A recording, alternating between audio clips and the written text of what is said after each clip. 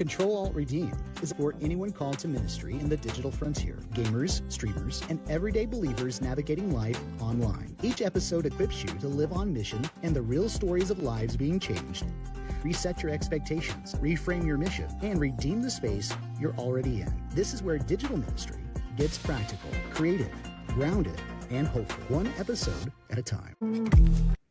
Welcome in, everyone, to Control-Alt-Redeem. We are resetting the culture and redeeming the space. And today, I get the privilege of having Fedorable Will on the podcast with me. I was on your podcast, and now you're going to be on mine. And we could probably just have a conversation that would be amazing, even if we weren't on camera, and we have had some of those. And so I'm just super excited, looking forward to it tonight. Oh, same here, my dude. It was very awesome to be able to, we hit it off right away when we met up at Reach, and then being able to then continue those conversations even on my little talk show as we went through metaphysics of all things. Now I'm looking forward to what we got today. Yeah, it's going to be fun. Let's see who we got here. We got Katie Bug, who is in the chat, and Lexi Hooney, welcome in.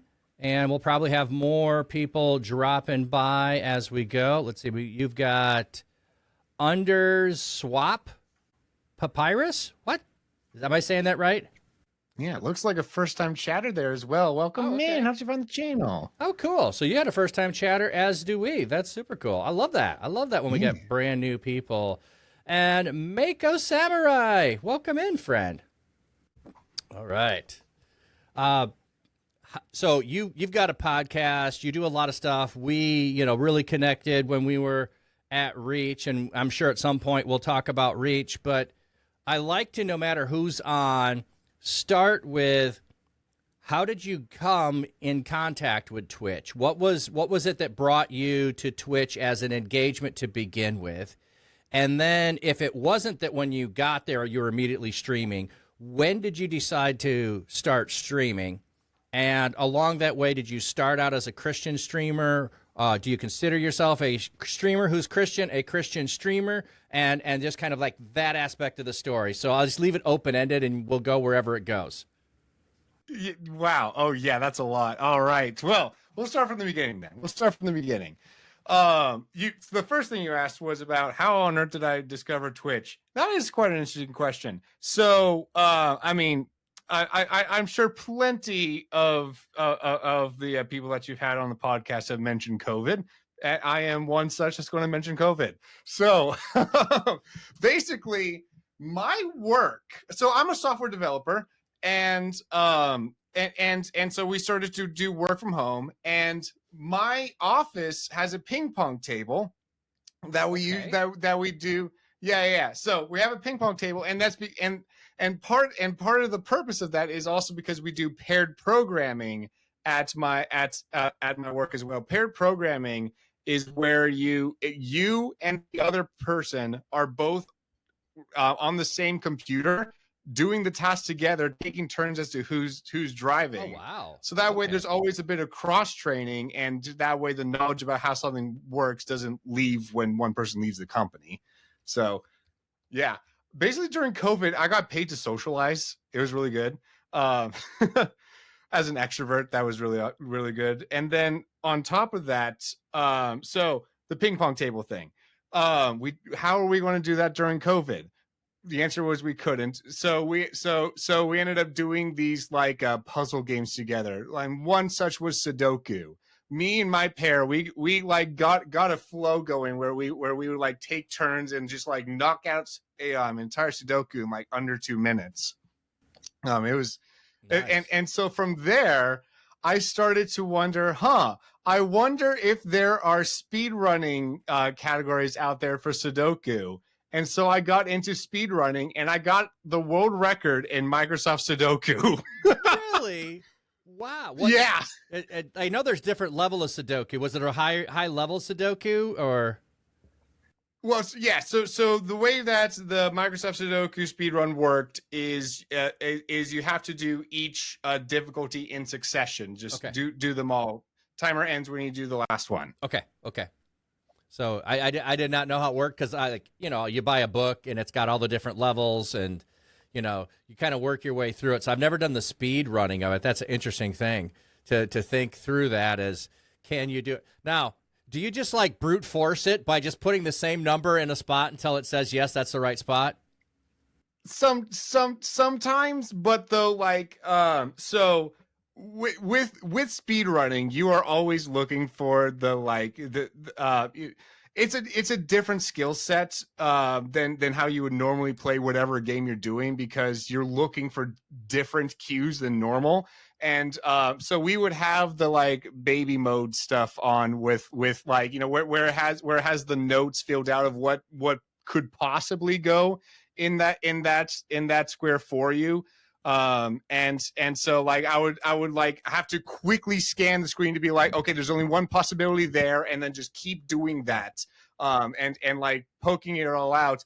But then when you get to the harder difficulties, you would have some times where it was just like a 50-50 and you just have to guess and see if you get lucky. Okay. Yeah, you put them in and then you get to the end and it's like, sorry, you messed up at the beginning. Okay. Yeah. Wow. So go ahead. Well, I say so that doesn't sound like Twitch though, or did you then from there figure out you could do that on Twitch? Are there, like, I've never looked for Sudoku on Twitch. Is there channels on here with Sudoku? No, okay. But that did.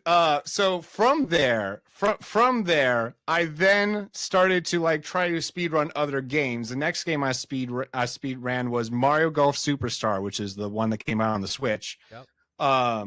And so and that was inspired by like seeing some like some Wii Sports speed runs online and being impressed by those, but not having a Wii at the time. So this was a sports game that I had, so I was like, oh yeah, let's do this. And there's a lot of people in there that were doing some Twitch streams. So that was one avenue of inspiration, was seeing the Twitch streams there. So I first got engaged with Twitch through the whole speedrunning thing, right. But then also saw I'd been watching some content creators like Small Ant and Point Crow, who are some like gaming content creators that also stream. And through that, I found Small Ant's mom, who is the actual mom of Small Ant, and her streams were like super wholesome and family friendly and stuff. And I was like, yo, could I make some family friendly content like this? Because like I just love I have so many friends. Yeah, I just love those moments of questions of, could I do that, or could this be, or could there be more people who are doing such a thing? And there's like, it's just like this epiphany that goes off on some level, and it happens in different ways. You run into someone doing it, or you're reacting to people who aren't doing it. I mean, there's like, it's so often like someone's on here and they're talking about this epiphany that just like, could that be? And the answer is yes. Yes, it could be. Yeah. Yeah, because like it felt like a problem worth solving. That's like my a lot of my friends have kids, and they are always complaining about how you can't, like, the internet is filled with so many, like with content creators on YouTube, you don't have a family friendly tag. So you might watch like a video or two on the channel, and then you bring your kid in to watch, and the third one you watch, no, there's a swear being dropped all of a sudden. It's like, what, you feel so betrayed online. But though it felt like Twitch would be a good platform to be able to like make that family friendly content and make something that my friends' families would be able to enjoy.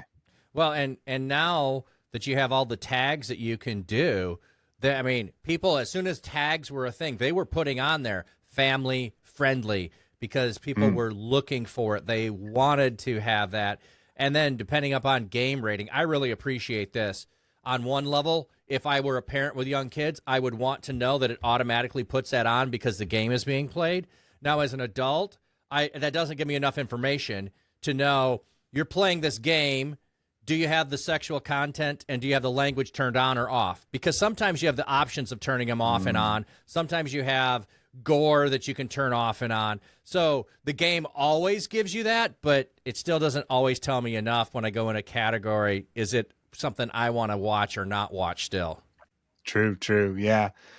Yeah. And so it was good to be able to deliver that content for my friends. Yeah. And I'm hoping that it serves people well on YouTube there likewise. But yeah, that's kind of how we got how the streaming journey started. But Mario Golf was not what got me to affiliate, though. Okay, so I would say, so you started with the streaming on Twitch with Mario Golf. Yeah. I don't know if that's a big category or not. I've never gone to watch Mario Golf. I'm okay. I know, FPS is a bigger category for a lot of things. There's more players when you do, MMOs. You get multiple people who want to watch, people who play who also want to watch and get better and do all those things. So golf is not the hidden gem that you were just going to eke it out to partner and nobody would know that you were the only expert in the room, right? Yeah, no. And the other thing was that, I was trying to engage with some of the other streamers of that game in the Discord that they had for it at the time, and no one seemed to notice or care about me. So I don't know. It felt like I wasn't really appreciated or wanted in that community. So I then moved on to speedrunning Super Smash Bros. Now, I do not have time on hand to do hours long speed runs. So all of the speed runs that I've ever done throughout my career have always been under half an hour speed runs. Okay. And so with Smash Bros, there's every speedrun game out there. You have multiple categories that you can do. If the game has a story mode, then that's usually the one that people want to be on the top of. Right. Yeah, but though Smash Bros, while it does have a story mode, it's there are some other categories there too for some of the side games that it has. Classic mode is a mode where you have each character has this route associated with it that's maybe 5 minutes to do, and so there was a leaderboard category for each of those different characters because each one of them is basically like a little mini story for each one. So that was very fun. I found that one more fun to compete on because then this person has this 12 speed run world records for these characters, and then it was fun to see the back and forth. Oh, yeah, as people that makes sense. Conquered, because I never got into Smash Bros, but with Mario Kart, you have certain characters you like to play, and so if I speed run with my character, I might be better than you with your character. So if I'm just competing against the same character, I might be really good at the ones I play all the time. You might be really good at the ones you play all the time. And so I like that, you're comparing apples to apples with skill set being the decider, not attributes of the characters being the decider. So yes, because otherwise I would have to go with the meta, which for the other categories, I believe the meta was either Ganondorf or what was the other guy? I think Roy was the was the other one at the time that was making a lot of waves in some of the other categories. I honestly, all the Fire Emblem guys blend together. It's one of the Fire Emblems. all I remember is early on when it first came out and my kids playing it. My one son loved playing Kirby because he could swallow people, and that's all And then they had whatever FPS character that would come into it, and then other people would do that. But I I want turn-based games, so smashing buttons really fast and having to know the right move and the combination, like that's not how my brain works. I can't do that efficiently. I probably would be better off, like if we're just talking music. Well, I need the full scale of a piano with all of the notes, as opposed to having, well, if I move my hand up and down the chord, I get different chords and I play different strings. Like, no, that's too much complication for me. Yeah, no, for sure. Yeah, I mean, knowing just a few characters and trying to like really get good at their routes was I found to be a lot more fun anyways, and it really did challenge me to like get good at with the game as a whole as well, and just I started to like learn a lot more of the ins and outs of how like the AI and stuff works in the game, and just trying to figure out how I can abuse the system. I found it to be very fun, very fun. Now, and that is how I ended up getting discovered by so the Smash Bros. Speedrun community did have their own Discord, and they actually started to come to my streams and support me. And so some of my first earliest supporters were some people from that community. Nice. So they kind of started to help me get to affiliate, but what really then helped me, because I was streaming Smash Bros, there was a there was this kind of group of streamers. They called themselves the Rogue League. They're no longer around anymore. Like the owner had to go and pursue other things IRL, and so it's kind of dissolved after that. But the Rogue League just had like a bunch of like different streamers of a couple different categories. Smash Bros was one of them, but though a bunch of like competitive stuff in general. And that's how I ended up meeting a lot of those that have seen my weekly tabletop RPG Super Smash Quest know Palm Tree, who is one of my players, and she was the one actually that discovered me and brought me into the Rogue League, and is still one. Like, I went to her wedding. Oh, super cool. Yeah. So some of those connections that I made early on were some of the deepest and long lasting of them, and that group ended up helping me get to affiliate, and that was my first year streaming. Wow. So you went to affiliate playing Smash Bros.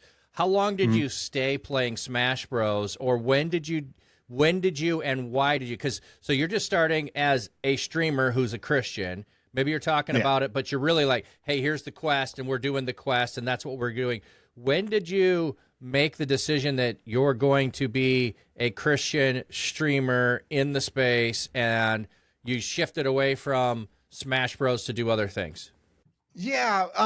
Well, for in terms of like depending on how you define a Christian. So are you defining a Christian streamer as like someone that is doing like theology talk specifically? Well, I know you do that now. So I'm assuming it wasn't just a flip the switch one day. But there are some who will come on here and don't want the title Christian streamer because they are a streamer who is Christian.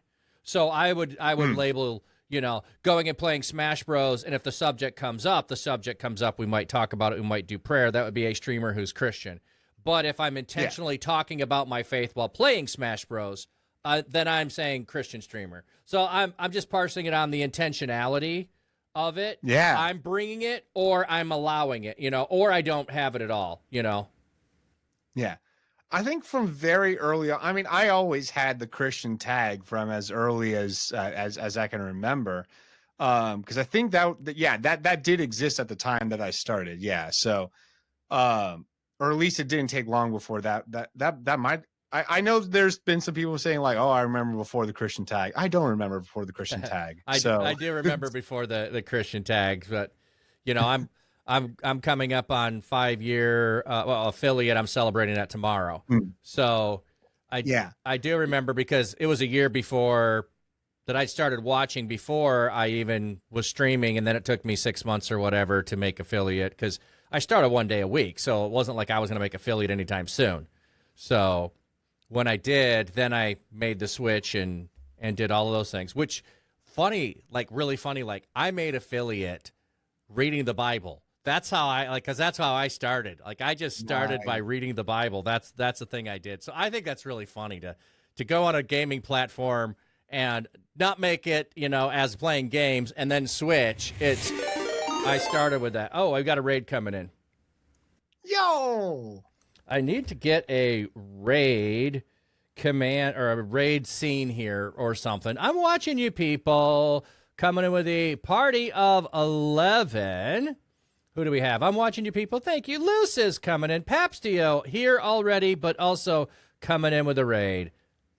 Love you guys. Thanks for coming in. Anybody that's new here, you might know me, you might not know me. So I am Flat Cap Dapper Pastor, and this is a podcast with Fedorable Will, and we're talking about being a Christian on Twitch and streaming and having ministry be a part of what we are doing. Thank you for the hug. I'm watching you people. I hope you are doing well. I hope you had a blessed stream, and I hope you have strength and energy. But if you need to go and fade in the background, there's a lurk in your vicinity. I'm sure you can tag that and enjoy a little bit of relaxation. So thank you for bringing your community here. She's one of my mods. She loves to hang out. Yeah, no hug command? I will double check. There should be. It must not be turned on for some reason. Every once in a while they get turned off. And Fedorable Will is in the house. And so you want to say anything quickly to welcome anybody coming in? Yeah, good to have all of y'all in the chat. Good. Yeah. Wait, are you asking me to plug myself or Yes, I'm asking you to plug yourself. Oh, okay. Yes. I'm Fedorable Will. I do Nintendo games, tabletop RPGs, and a little bit of theology on the Thursdays, and we have a fun, wholesome time doing it. There we go. There we go. So welcome in, everybody. If you do have questions, you have comments in the chat, we will engage them at times, and other times we might get engrossed in our conversation and go in that direction. But you are welcome to ask us along the way. And my mod, Luce's, is, as always, pointing and laughing at me with the emotes. So I'm always making her laugh. So that's a good thing. For sure. So I know we were talking about, to go back to the conversation, we were talking about you and when you decided to go from, okay, I made affiliate and I'm doing these games, do I intentionally do like a theology thing? Do I intentionally bring a Bible reading into my, do I do some things intentionally in the space that are sharing my faith? Yeah. So from extremely early on, I wanted to be able to do that. I would always, like any time I could make that conversation leap naturally, I did. So I always wanted to do that. And then so in order to try to stir that up, I tried to make some channel point redemption stuff, like the Bible Nerdouts one, which I've had in there for the longest time. But though recently I started retiring it from my stream, just simply because it's now that I have a dedicated theology time on my stream, it just made more sense to have it there rather than just interrupt everything in an unnatural way. Right. And I think that's one of the things too, that I'll just say, and we've done some research around the topic of people online versus people in person willing to share their faith. People online are 5 times more likely to share their faith than people in person. And I think it's sometimes that unnatural transition that you don't know how to make. Like, hey, we're talking about the weather and sports, and then I want to go, and have you heard about Jesus? And it just is artificial in so many ways, as opposed to building relationships with people and then talking about what's going on in life and being able to say, well, this just happened to me in the last 2 weeks. Lost the key to my car. I didn't lose it, but I previously have lost it. We only had one. I don't know if my wife, we're trying to recall, when did my wife lose her key? So she lost my key when we went on vacation because she parked it at our son's house, and he moved the car, and somewhere between there and we get back from vacation, the key's gone. We don't have a key to the vehicle. So it's been one step after another over the last couple of weeks. I did get the car back yesterday. They dropped it off with 2 new sets of keys, $750. So just don't lose your keys. So don't lesson learned here, when they tell you the key is $300, pay the $300 to get a second key instead of waiting till you have no keys and you got to pay more. So, Noted. I just recently got a vehicle that only came with 1 key. So yes. Noted. Yeah. So I had an aftermarket one that I had keyed because I watched, a video on YouTube that said you could do that. So I just went to the hardware store, had them key it, and you're supposed to be able to program it by putting the good key in and then putting the second one in, except my vehicle was assembled in Canada, so it's excluded from being able to do that. Only vehicle, in this line of vehicle, only the ones assembled in the U.S. had that possibility. The Canadian ones didn't. So luckily I still had that key, so they could take that one and make new keys. However, that key set the theft alarm off, so they couldn't get out of theft mode. And so this is why all this problem happened. So it's funny what we try to avoid that later on in life, comes back in a big way and causes more problems. So yeah, no, for real. Yeah. And, no, but yeah, I guess making the unnatural jump back to what we're talking about. And that's what my point was. The unnatural thing, like I could talk about life, and we just became natural to turn in that direction. Now it's unnatural to turn back. Yeah, exactly. yeah, it somehow works. But yeah, so like, yeah, no, I the Bible Nerdouts were like super fun. Basically I have this list of like very interesting little connections throughout the Bible that, such as like, the flood, the fact that you had water coming from above and below made it a decreation. It was an unparting of the waters, things like that. So the goal there was to try to like inspire awe over the Bible itself, through that, and like get people to ask questions about Christianity through that.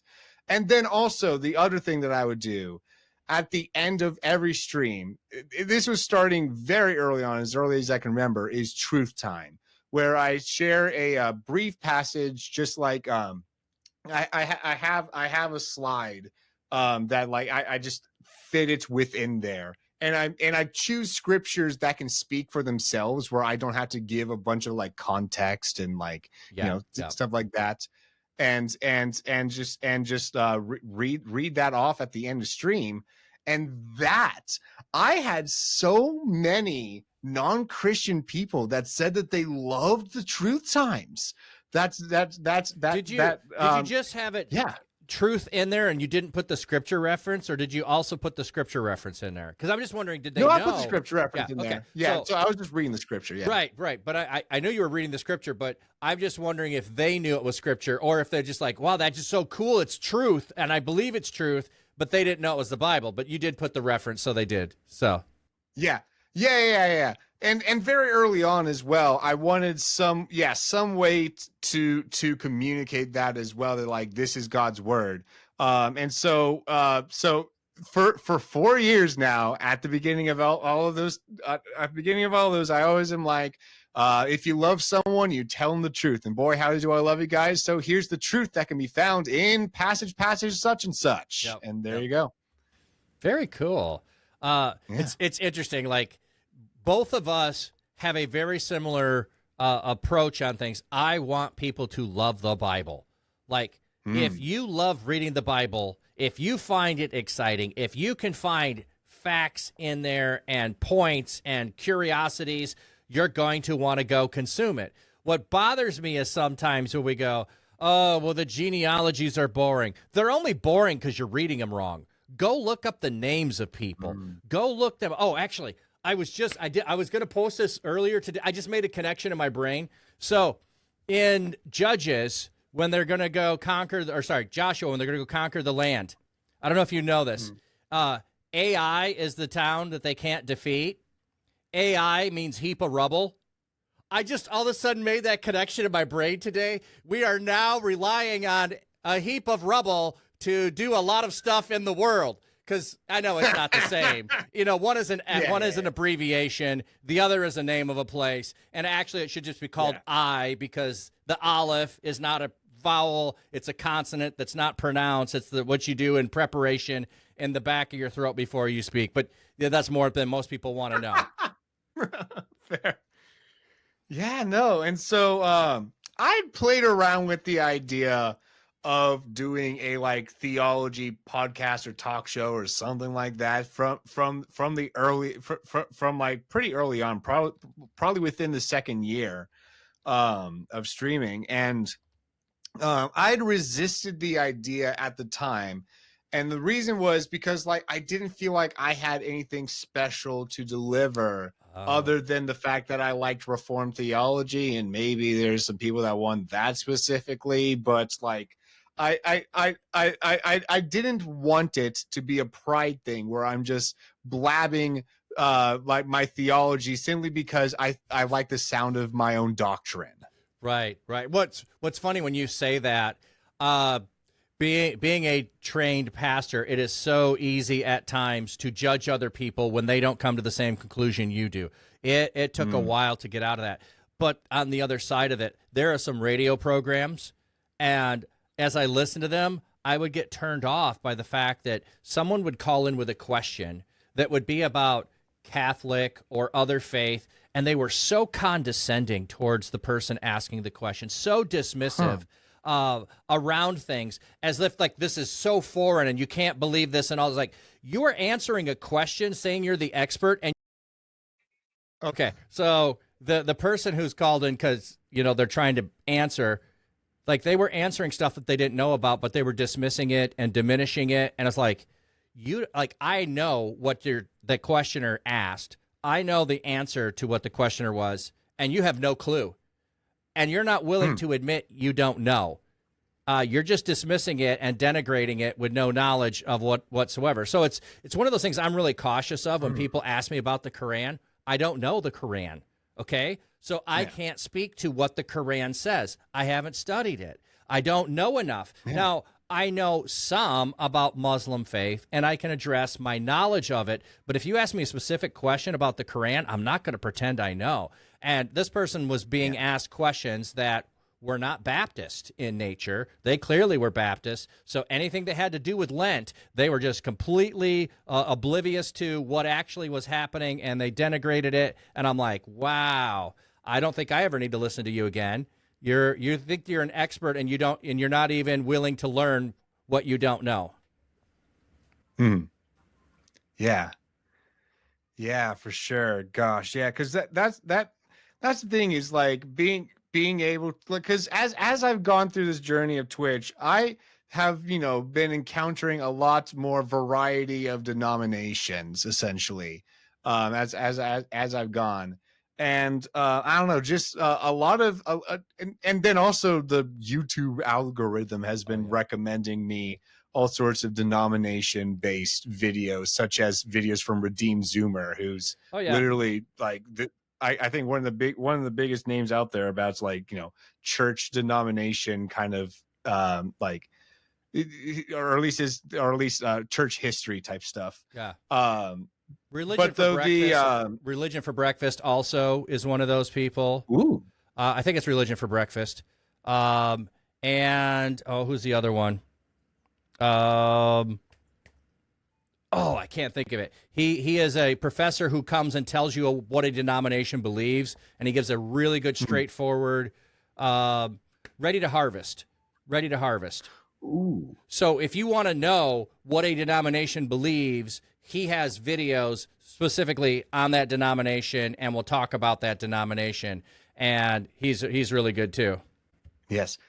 I've heard of that second one, but Religion for Breakfast I've not heard of, so I'll have to look that up later. Yeah, he's pretty good. He's been around for, I think has to be like 8 years at least. He's been on YouTube, so he's one of those strange things that my son-in-law and I will sometimes talk about. He likes to study religion. He grew up in a Christian denomination, but he wouldn't classify himself as a Christian. And so, like, we can have conversations, theological conversations, but he doesn't really have, I would say, and he doesn't himself say he has a Christian faith. So interesting. Yeah. No, yeah, it's been really good though to learn about other denominations, and the more I learn about them, the more I respect their beliefs and just feel closer to all of my brothers and sisters in Christ. And I think that is super important. A lot of people don't like the fact that like, oh, there's all these different denominations are also divided and stuff, but they'll know, like, we are going to have differing opinions on things. That is natural for us to do so. Yes. I don't think there's anything wrong with us having disagreements, but we have to remember we are united. We have things we can agree on, the core of the gospel, right? Because like what I believe is the essentials is literally just the Apostles' Creed, right? So because that's one of the earliest documents in church history where we have like, okay, here's what Christianity is. Yeah. And so and for those that don't know, it includes things like the Trinity and the virgin birth and the basics of the gospel, that Christ died for our sins. Notably, it does not contain what is the term is escaping me, but though it has to do with substitutionary atonement. Substitutionary atonement is not explicitly stated in the Apostles' Creed. And after realizing that, I started to think like, okay, maybe there are some Catholics out there that are also saved too. So yeah. Well, and not all Protestants believe in substitutionary atonement either.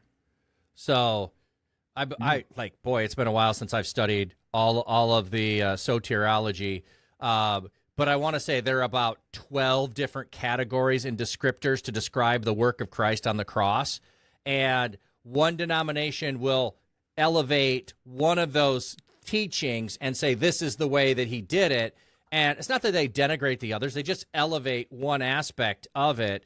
And if you look through church history at different times, some of those developed because of what was happening in the world and the location where it developed over time. So as new ways to describe the work of Christ come about, it's sometimes in response to the very nature of how people are receiving Christ in the time that they're living. Yeah. And so if that's the case, and Christ is continuously revealing himself in new ways with new facets, why would we say that not all of them could be true simultaneously, even if we don't know how? Exactly. Yeah. Also, I see a question in chat, more or less, about what not knowing what substitutionary atonement is, and I think it is always important to define the terms, especially because I always love to give vocab all the time, because I think the vocab terms are extremely helpful to be able to categorize our own thoughts and our own beliefs, and to be able to have better confidence and convictions about our own beliefs. So substitutionary atonement is that Jesus died on a cross as a substitute in place of sin. So substitutionary atonement is basically that Jesus's blood just immediately covers all that's like our that someone that comes to faith just completely wiped out of that debt, as opposed to some of the so the Catholics would say that would believe in a purgatory where like not because they don't believe in substitutionary atonements, that is just like an immediate like flip of a switch, and all your sins are now atoned for. Since they believe it's more of a progressive thing, and that progressive thing then goes on into purgatory until it's all wiped away, and then you go into heaven. That's why that is why a lot of Protestants point the finger and be like, "What, you don't believe in substitutionary atonement? That means you're not a Christian," because that feels like such a fundamental thing to our faith, especially for Protestants. Yeah, so there's more more ways to talk about it too. Like another one is Christus Victor, because he was victory over death and Hades and the grave, and so he had victory over sin and death in what he did.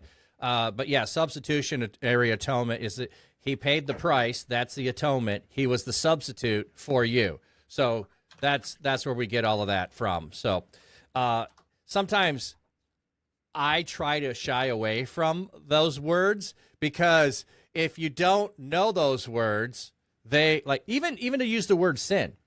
If the majority of the world isn't talking about things that are sin, then maybe I should just talk about, have you ever screwed up? Oh yeah, I screwed up. I can use different language, but you're right. I'm still going to define the term of I screwed up.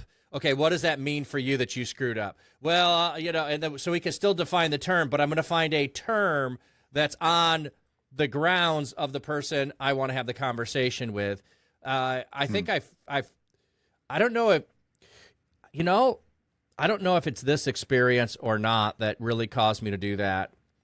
When I was in seminary, and it probably was before seminary, but one particular professor in seminary, when I was taking Greek, I would ask questions to try to clarify and understand, and he would look at me like I just asked, why is the sky plaid today?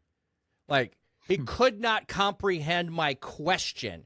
He taught PhD level high German as well as Greek, and he's stooping down to teach introductory Greek, and he could not comprehend my questions. They were so wrong to him, he couldn't even understand it was a question.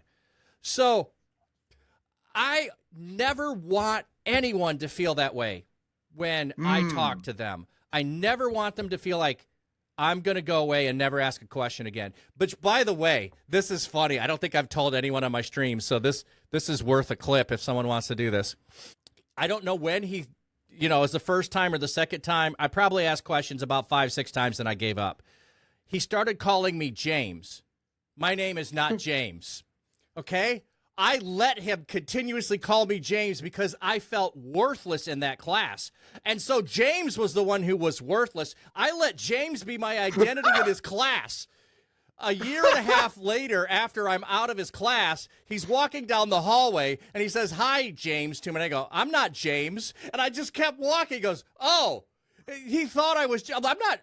So he just disassociated me from James in the class. It was amazing. But it's it's like this whole identity that he put on me for being an idiot and not even comprehending, which is true. It's foreign language. I'm not good.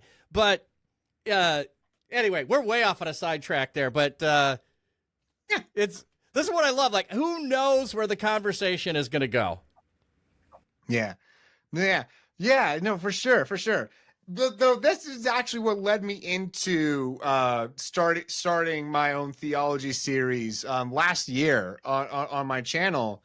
Was I started to see that all the stuff that is out there is very beginner friendly, essentially. It's stuff like you do where you are reading the Bible and explaining it. Or it could be someone reading through a devotional or things like that. And I wanted to kind of dig deeper, and because I love these vocab terms, because I feel like people have forgotten how to be precise with their language. Right? Yes. Well, on the other hand, I have people in my life that can't stop being precise with language, and they use their precision with language to beat up other people too. So I've seen that go in the wrong direction, where you use a word And they're saying, no, it can't mean that, even though the common use of it is that. It has evolved into. So I'll just give an example that they have not heard them do. But you can't say bad to mean good, because the definition of bad is bad. It's not good. And I don't know what definition of bad is, but, like, they'll make that kind of an argument. And it's so, like, they'll just be persistent, like, let it go. Like, why are you arguing for the sake of arguing, But to go back, we do need to know what words mean, or we're not communicating.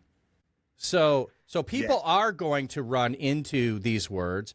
I tend to not focus on them because they're extra biblical words that we have used to describe the Bible, which are beneficial. But you're right. I'm trying to get people to fall in love with and enjoy spending time in the Bible. Hopefully they will move on. And plus, I don't feel like I'm a scholar enough to tackle some of those terms without spending a lot more preparation time than I'm able to do. And without a source of income that lets me do that, I was like, nope, I can't do that. Yeah. Yeah, no, but though, I mean, yeah, you're right. There are some people that try to like, use it against people, but I avoid that as much as possible. If there's I would say that I'm usually pretty good about catching myself about like using a like theological term, and then like I'll catch myself and like, define that for them before we move on, or even anything where I feel like people could disagree on the definition of thing. Honestly, the other day on my stream, we were arguing about the definition of a salad. Is a sandwich just an ordered salad? Things like that. Now that could be some fun stuff when you start doing that. But when you start defining like what is the definition of is, then you get into other problems. Mm-hmm. If anyone, I'm just throwing that out there, just in case somebody's listening that knows that. But yeah, especially because that's why Lutherans and Catholics believe that the bread is right. Jesus's flesh, because they say is means is. Yes. Well, Jesus also says this is my body. He doesn't say this is bread, which represents my body. So do we believe Jesus or do we not? Now, I believe him, but not the same way that Catholics believe him. So there you go. Figure that one out. Yeah. Yeah, I lean towards the Reformed/Presbyterian view, which is that there's spiritual presence there. It's not purely symbolic, because Jesus's body is up in heaven, but though though spiritually he is present within the communion. What I say, we'd go off on a whole other side thing, but it's how do we define what a body is also part of the thing. Oh. You are so right. But this is the stuff that I love to do. This exactly shows why, and when the two, like you and I can get into this, and you, like your persona is so good for this, because I don't feel judged by you, and I don't see you judging people in your chat for that. And you always get excited when there's this, ooh, okay, let's go back to that kind of a piece to it, that I could just see why people are drawn to that. And yes, there's a lot of really deep experts out there, but the gap between myself and others who are just introductory, we're doing Bible, we're not adding all the theological terms, and the people that are deep diving with PhD level stuff, like there's a chasm between there, and you are just a step on that journey for a lot of people, man. Yes, and that is exactly what I want to be. So I am not the one with the PhD. My pastor is. My pastor has a PhD, and that's how I started learning some of these various terms, is just by having these kind of conversations with him.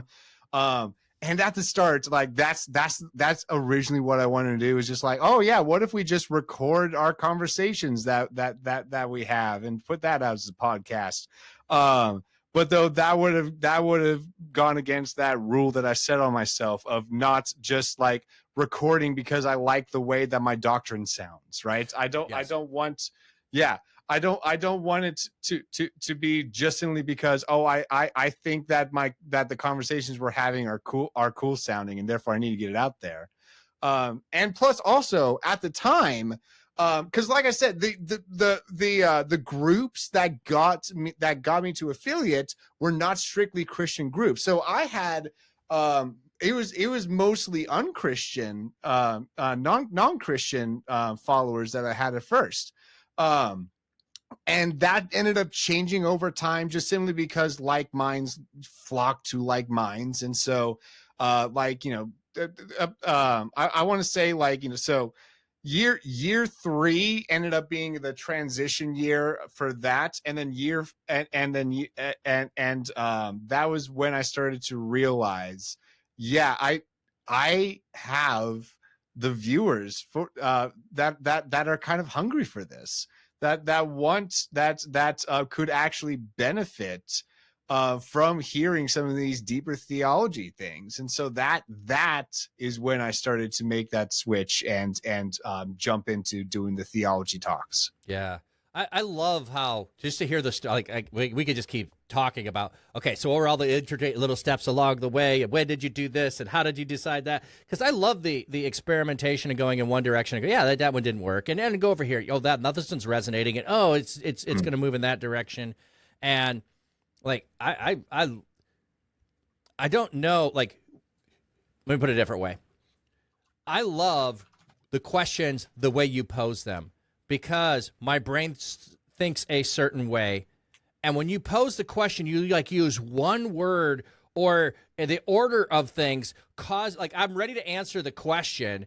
And then the way you ask the question is not the way I was ready to answer it, because you asked a different question. And I want to honor the question you actually asked. Instead of just saying, "Oh, I know the answer to that," you know. So let's dive in, and it's really fascinating. Like, even, you know, like, hey, here's the podcast that you're going to be on. We're going to talk about this. Oh yeah, I know what all the answers are. And then you ask a question differently than I'm prepared for, and it's like, I actually am going to think about this and not just give a practiced answer. So I love that you can do that for someone who might be as versed as I am in these things. Your questions come from genuine curiosity around it and wanting to really move in a direction that you might not have a full fleshed out answer. So that's super cool, man. Oh, yeah. No, exactly, because I don't want people to like just hear some vocab words and then we move on. I want to dig into why you know, those things are the way that they are, and dig to the root of it all, because there's, you know, there's this concept known as the simplicity of God, right? That God, though he is very infinite in everything, like his love is infinite, his patience is infinite, everything that God is, he is infinite in, but also that's what makes God so simple, because like there's the, like, you know, once you, like, it's easier to get our mind around this infinite God by looking at those categories, just kind of individually. And so so that's what I want to do, is just like is these big topics that might be hard to grasp. At the end of the day, they like join together. Like, systematic theology is a term that people love to hate, because there are some people out there so systematic theology is where you kind of systematize and start linking little doctrine nuggets together to make new doctrine nuggets. The Trinity, for example, is not a term found in the Bible. It is a very helpful term that, because we, you know, got another raid coming in. Yeah, go ahead. Ukulele for Worship coming in with the raid. Would have been nice if Ukulele could have raided you. That would we both would have had a raid. But I got another raid. Ukulele coming in. Lucis, can you get a shout out there for Ukulele? Miss Jellybeans in the house. Miss Jellybeans, one of my OG mods. Love Miss Jellybeans. She reached out when I said I was going to stream, and she said, "Can I mod for you?" And I'm like, "Yes, please. Thank you. I would love to have that." So everybody go and message her. Tell her she needs to be on my podcast so I can talk to her. I'm just kidding. I just love her, and I want to have her on. Freight Train, welcome in. Samus, welcome in. Ukulele, thank you for coming in. You could have chosen to raid Fedorable Will. I appreciate you coming and raiding the Church Digital. Nico, I'll get back to your question potentially in a second if it makes sense. So those of you who do not know, which if you're in ukulele stream, hopefully most of you know, I am Flat Cap Dapper Pastor. This is Control Alt Redeem, and I bring on friends on the podcast and talk about being a Christian in Twitch space. And we have Fedorable Will on. Fedorable Will, say hello to everybody. Yo, I'm Will, and I do Nintendo games and tabletop RPGs over here on my stream, and a little bit of theology on the Thursdays as well. And we always have a fun, wholesome time doing it. Yeah, awesome. Nico, your question, it depends on what group of Christians. So that's a larger thing. Christians consider God to be imminent or transcendental, and it's going to depend on what group of Christians you're talking to of where they're going to be on that scope of things. So. And to define those, imminent meaning that God is involved in the world, didn't just create the world and then hands off. And then transcendental meaning like he transcends, he's above it all. I would say I don't know of any denominations that actually I could be wrong, but I don't know of any denominations that would deny those, because I think the majority of Christians would say, I mean, just reading through the Bible, I mean, definitely imminent. He is so involved in the world to where he sent his son to die on behalf of the world. Yeah, it's not the same as deist, the way that they're viewing it, as God has never been involved. Yeah. It's more of, right now, since all of the spiritual gifts have ceased, there is not the active work of God. So it's a viewpoint of how they're viewing God's involvement is. So that's why I said I don't want to speak on behalf of all of them, because as I listen to some people describe what they believe, it would fall closer to one end of the spectrum or the other.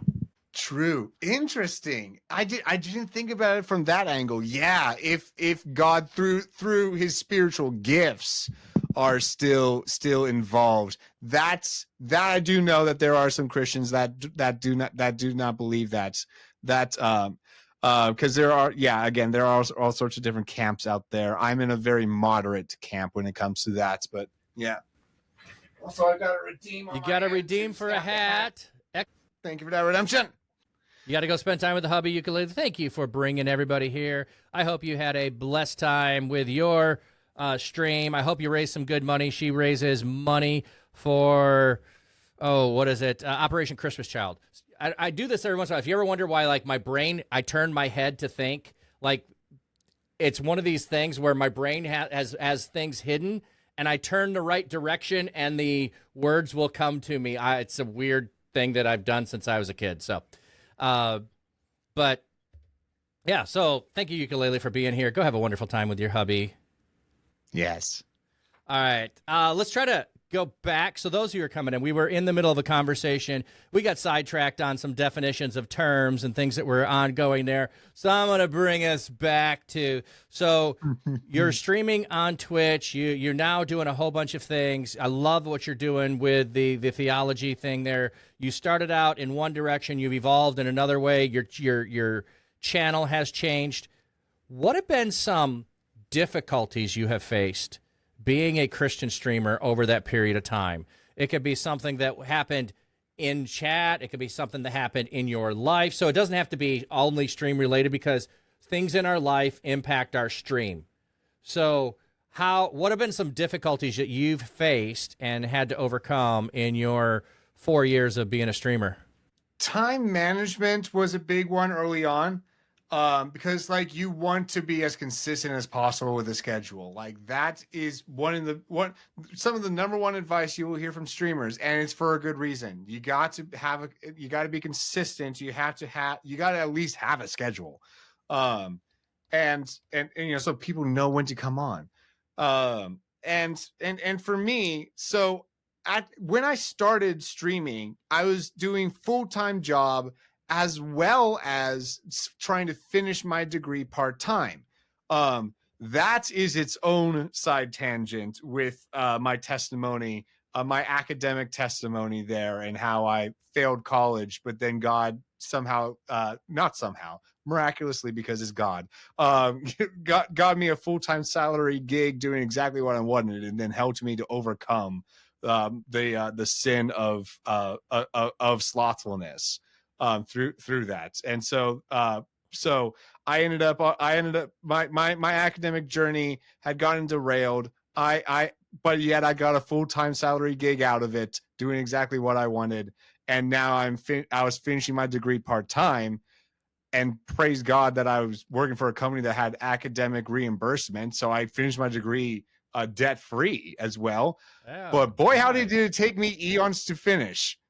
So it took me like 8 years to finish. Not 8 years. No, not 8 years. More like 6 or 7 years.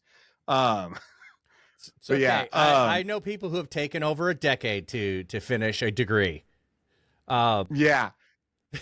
Randall's ghost. Gosh, got a ghost with the 6'7". I walked into it. Yeah, you walked into it. I am starting to enjoy the meme of 6'7" because I don't have little kids who say it all the time. So when it comes up, I find it hilarious. So thank you. Thank you for that. Yes, I also just love that we finally have funny numbers that have nothing to do with immoral things. So great. Well, we could parse it theologically for a minute here, because 6 is the number of man, and so that's not a good thing. But 7 is the number of totality and completeness. So you're moving from the flesh to being totally complete. So 6 to 7, that's a good transition. Yeah, I like that. Ghost, why would you think you get a timeout for that on my channel? Dude, I say things like totes lit fam. I am not going to time you out for 6'7". I say homie don't play that, so I'm not timing anybody out. Gosh. But no, yeah. So the where were we before the 6'7" shenanigans? What were some obstacles? So you were talking about time management. Yes, time management. So, a lot of people know that I know me for like my lunch hour streams that I still have to this day, and that started because like at the time when I was first starting streaming, that was when I could be most consistent was during lunch hours. So it's only an hour-long stream, and now here's the thing: if Romans ever hears me mention that I do 1 hour streams, he's going to like roll over. He's not in the grave, but he's going to roll over. Well, okay. There's best practices. So there's two things competing against each other: consistency and length of stream. And they're competing against each other. You don't have capacity to do both. You've chosen consistency to do lunch hour, which is reliable and people can count on, over what the algorithms say. The longer you go to a certain point, a 4-hour stream, always better than a 1 hour stream for viewers. So yeah, you're sacrificing one over the other when they're in conflict. Exactly. Now that I am done with my degree and stuff, and I have a bit more time and flexibility, in theory, yes, I could cut out those lunch hour streams altogether. But here's the thing. So I would not recommend hour-long streams to anyone that is making a partner push or anything like that. Right. Yeah. But though, because it's very interesting what ended up happening.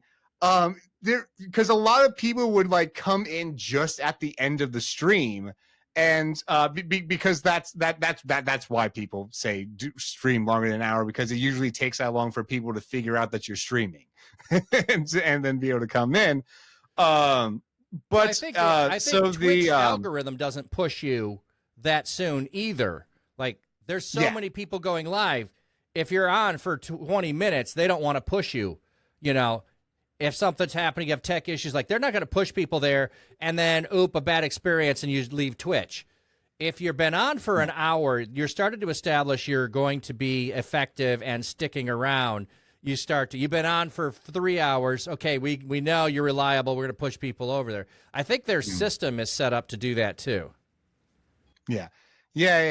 But with that, like because a lot of people were coming in at the end, they took it as a challenge on themselves to try to be like, oh, I keep coming in at the end. Oh, I keep coming in at the end, and regretting that. And then that regret then led them to start coming on time. And now I have just like this lunch hour fam, Nice. the people that know to be there right at noon Eastern on my channel. And it's become a nice little tight knit community. That's super cool. Yeah, like I said, it's one of those things, like, and this goes for anything digital, I think. You have to be where people are going to be when they know you're going to be there. So that can be asynchronous too. So if they know I leave a chat in your Discord, someone in your Discord channel will answer me. They're responsible people, as opposed to I posted in there, you never check. A month goes by, I don't hear from you. That's not reliable. So it can still be asynchronous and be reliable. Like, oh, I know that, and I tell people that I always leave mine on. I'm not, present, because I never know when you're sending it, and you might be in the middle of the other side of the world in Singapore, and you're having a crisis in the middle of the day, and it's 4 a.m. for me, and I'm asleep, and you send me a message, and you're mad because by 8 a.m. I haven't replied. I'm asleep, so it doesn't work. So there's the I'm available when I get there. So like there's not, unless I tell you ahead of time I'm on vacation. That's when I don't check. Otherwise, like, no, I'm Monday through Friday. I'm checking 2-3 times a day for all of my messages that you might be sending me. Over the weekend, not as often, but I will check every day at some point. And when I'm on vacation, nope, I'm gone. I'm out. I do not do digital when I'm on vacation. Yeah, exactly. So it's setting that expectation. Is that what you're getting at? Yeah, absolutely. Yeah, you set the expectations of when you are and your reliability and your availability. Yeah. So going back to your streaming, if you're there for an hour, they know that's when you are. They then want to be present for the full part of it. So they start to adjust to be available when they know you are. Exactly. And that's what I found happening. And that was only because I was also serving content that they were willing to do that for. Yep. It also helped to have other content than just the lunch hour stuff, because like if someone is if that's the only way that people know you is by like 5 minutes at the end of your stream all the time, they're not going to have any reason to adjust their schedules over that. No. The fact that I had other stuff for them to be able to learn about me helped as well. Yeah. So time management was an obstacle to overcome. Were there other things of doing that, like the consistency, the job, all of that stuff getting in the way? Like, were there any other things that you had to overcome as being a streamer? The job stuff, not so much. Really the time management was what it was, and now we've got a good handle on that. And it's still something that I have to adjust as new demands come up and things like that. But I would say another challenge that I had early on was just like getting to know some other streamers, and then having their viewers be a part of mine. And then also with the time management there, if I were to be live the same time as someone that I shared viewers with, this is something I struggled with early on, thinking that like, oh, I am competing over those people with them. That's it. Streamers, please don't ever think that. Please, no. Stream when you want to stream. Just because someone else is streaming at that time, that doesn't make it like suddenly I can't find my own viewers. Yeah. Case in point, Ukulele for Worship has a lot of overlap with my channel, and then a lot of those will come and watch me on the Church Digital. Well, she was doing her Operation Christmas Child once a month stream at the time we were streaming it. Now, she started earlier than us, and there was the overlap, but it was like, this is what worked for the two of us to get together. I didn't say, sorry, that day doesn't work because I want to honor someone else's opportunity because then nobody will show up. Yeah, there are, 1 million people that stream in a month. So if there's that many people, there's that many people who are looking for someone to watch. And if you go live at the same time as someone else that you like watching, there's plenty of people looking for somebody to watch. Yeah. I remember because like at the time I was still watching some bigger streamers like Point Crow and stuff, and he was doing this like I forget it. I think he was like watching ice melt and just answering questions. Yeah, and so like I submitted something for the Q&A that was like, you know, talking about this problem that I had, and he was very blunt and said like your viewers are your viewers. They're not that person's viewers. If they are on your channel, they are your viewer. And so, you know, like it's you can't say that like someone has ownership over a certain viewer or anything like that. Frankly, if that is the problem to where like you know, these viewers are preferring this other streamer to you, then that's fine. People have different preferences. There will be someone that will come along that will prefer your content over theirs because, well, I would hope that there is something to distinguish you from that stream in the first place. Sorry, just the way that part of this is being parsed, my brain is going, wait a minute, the Catholic Church has their service at 8:00 and the Baptist has theirs at 11. We need to split the difference so that people will come to ours and they'll go to more than one service. Nobody ever says that. They're going straight at the time they want, and they're going to compete with each other as a church for you to have to make a decision and not be able to go to two. Now, frankly, I've also had people talk about, and it's been in one of the podcasts, I don't remember who said this, where they were attending more than one church at a time because they might go Sunday morning for one thing, Bible study somewhere else, Wednesday night somewhere else, marriage group somewhere else, whatever it was. And the one church came to them and said, no, you have to choose us or alone or you can't be here.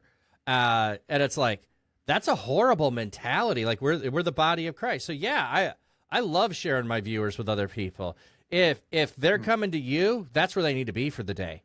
You know, that's like, if my VOD is good, word will get out and they'll come back and watch my VOD later. I have a weird number of people that watch my VODs. Like, I go look at the number that were live and I go back later and it's like my VODs are like, wait, I'm like, who's watching the VODs? That's not a Twitch thing. Why do they watch my VODs? I don't get it. But,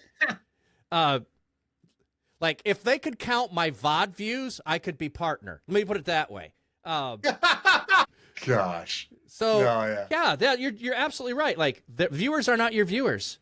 The viewers are only your viewers who are present here right now. So all of the viewers that are here, and we are doing a podcast, we are sharing our viewers together. I love the new feature that they came out with not too long ago. I can look on my stream, and I don't know if the numbers are accurate. I never believe them. But I can see how many it says I have and how many we have together. I really like that together number. That's a pretty cool number. You know, for this being you don't know when the stream's going to be on. It's going to be on when it's on so that I can accommodate guests and have them come in. Horrible way to build a community, but a lovely way to have guests be able to come on and share what's going on with them. Oh, yeah.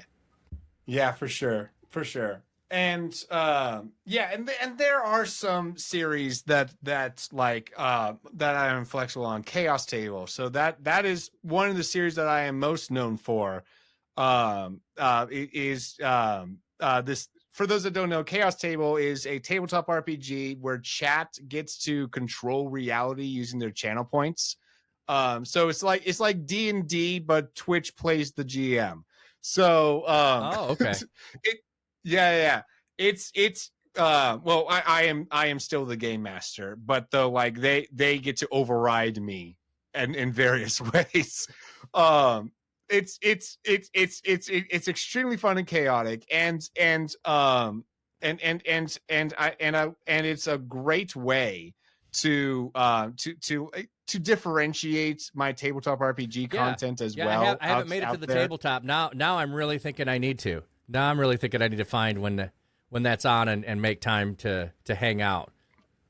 Yeah. That one I haven't. I'm gonna spend all of my points ruining what your plans are. Yes, do it. But the like that there, I just do those once a month because I have to coordinate. Because I always change who the guests are each time, and so that there requires its own scheduling. And sometimes it takes a month to figure out someone's schedule. Yeah, I know. I'm working on that. I'm getting better at it on some level as you do it. I'm sure you're getting better at it too, of trying to do all the coordination, and it's fascinating to be able to make those things and modify things, and the blessing you get out of making a change for the sake of someone else. Yeah.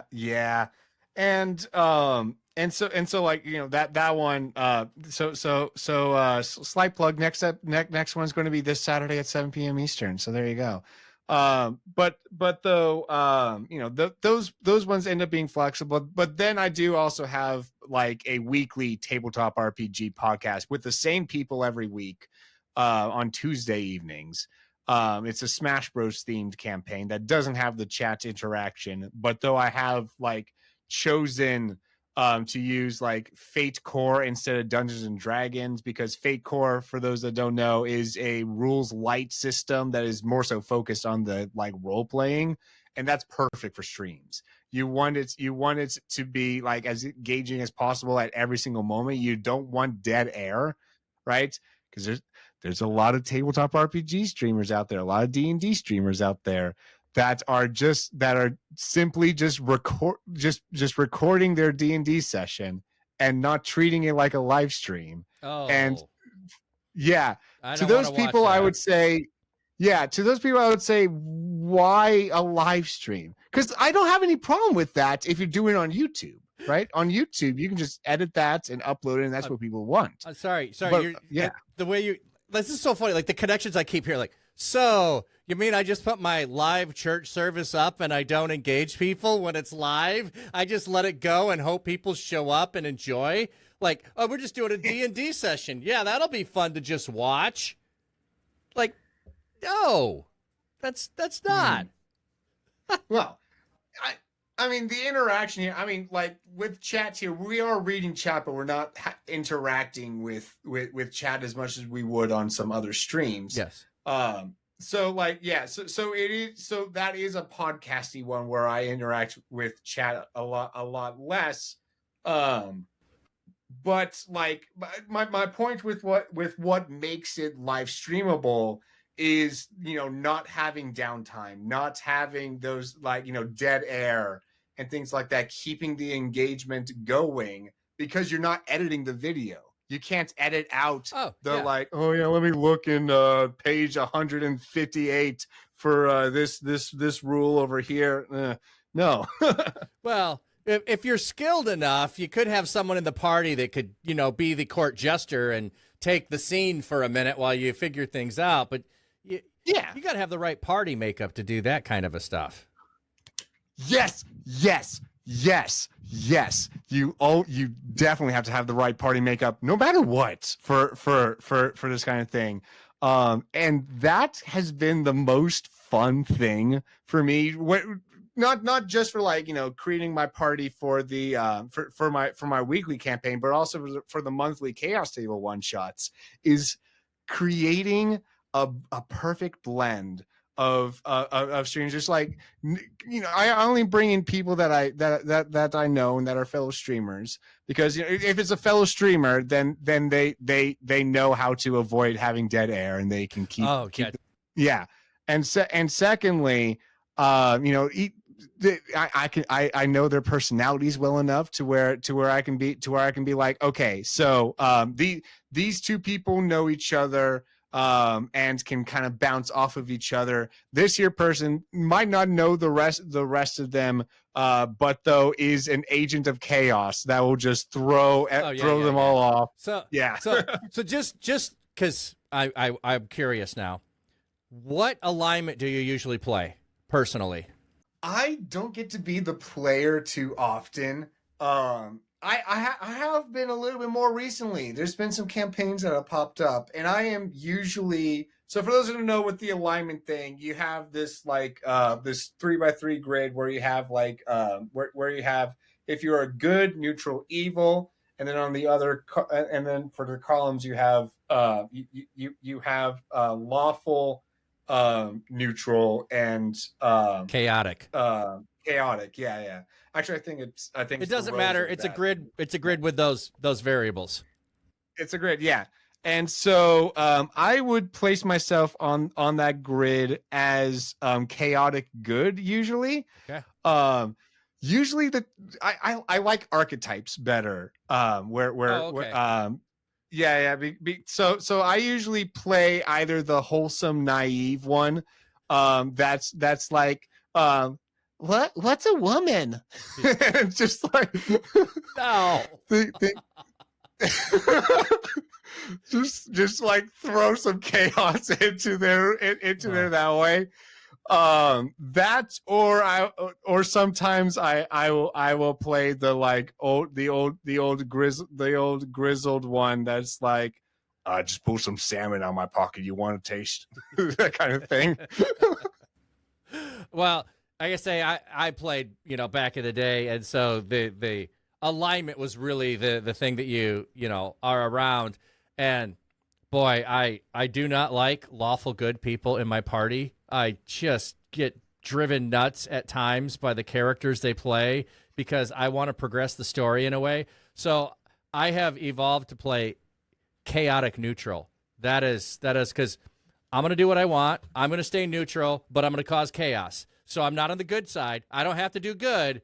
I'm not going in the evil side. I'm going to balance those two because I'm neutral, but I'm not lawful either. So I'm going to cause chaos. And so yes, I do play chaotic good. Otherwise too, it depends on what do we need in the party. If the cleric, I often play clerics. If the cleric requires a good alignment, I will move that way. I will not play a lawful character. It won't happen. And true neutral is just too hard to play.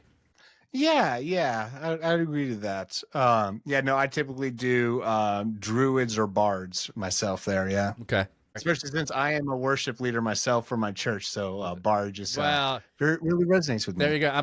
The only barding I do is sea shanties or taking songs and putting them to the theme of the A Team. I'll just read scripture and I'll sing it to the theme of the A Team or some other song that pops in my head. My stream could attest to that. So there's a plug for my stream. You never know when I'm going to break out into scripture singing. Like I think last week I was singing a psalm to the A Team theme, and I tried to do the Song of Deborah to the A Team. It was almost working. I gave up because I felt I'm pushing this too hard. So, oh, it's beautiful. Yes.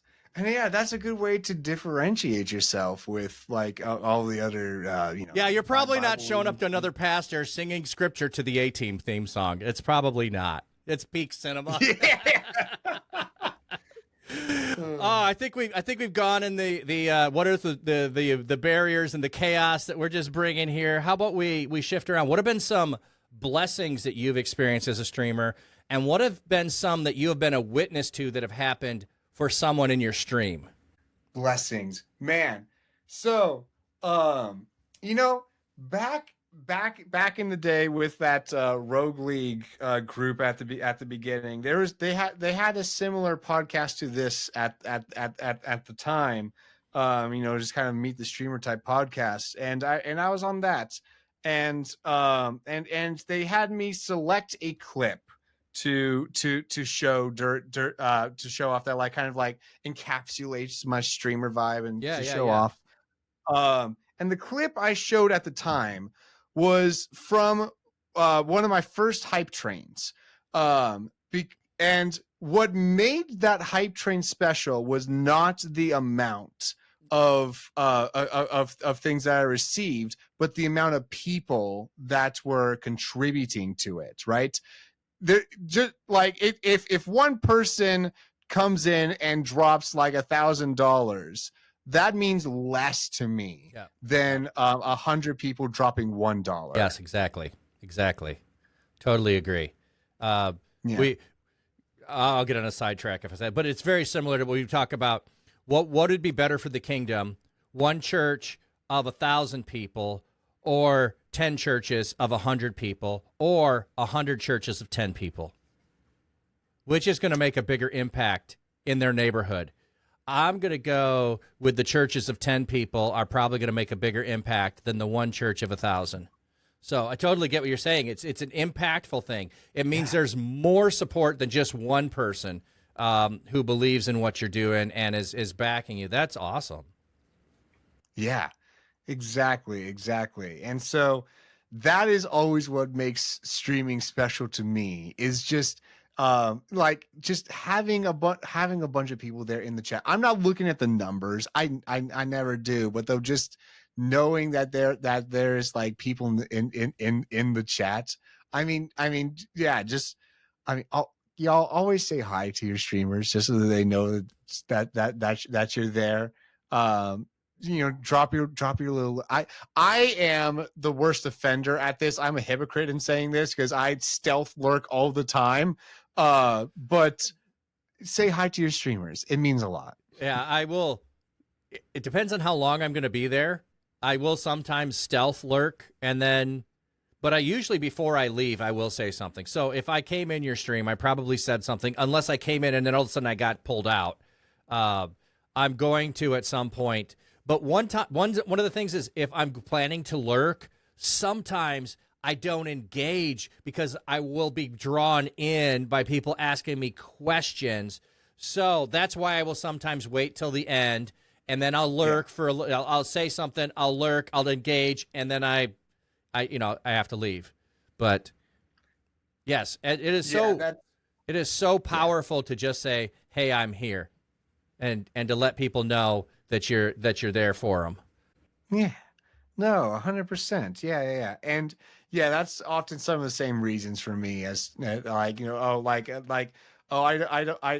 if I say something, I would want to like then hear their response and stuff like that. That's in my head. It's like, that they're just going to say hi and thank you. So just go. Well, it's not only that; it's also the other people in chat. Like if it's in the realm of a person you go to all the time, the chat's going to engage you too, and they're going to ask you questions. And I'm working on, and I'm not gonna say who this is, but this is when I realized that the relationships in the community were so deep and powerful, is when someone on the other side of the world, time change happened, I couldn't watch them.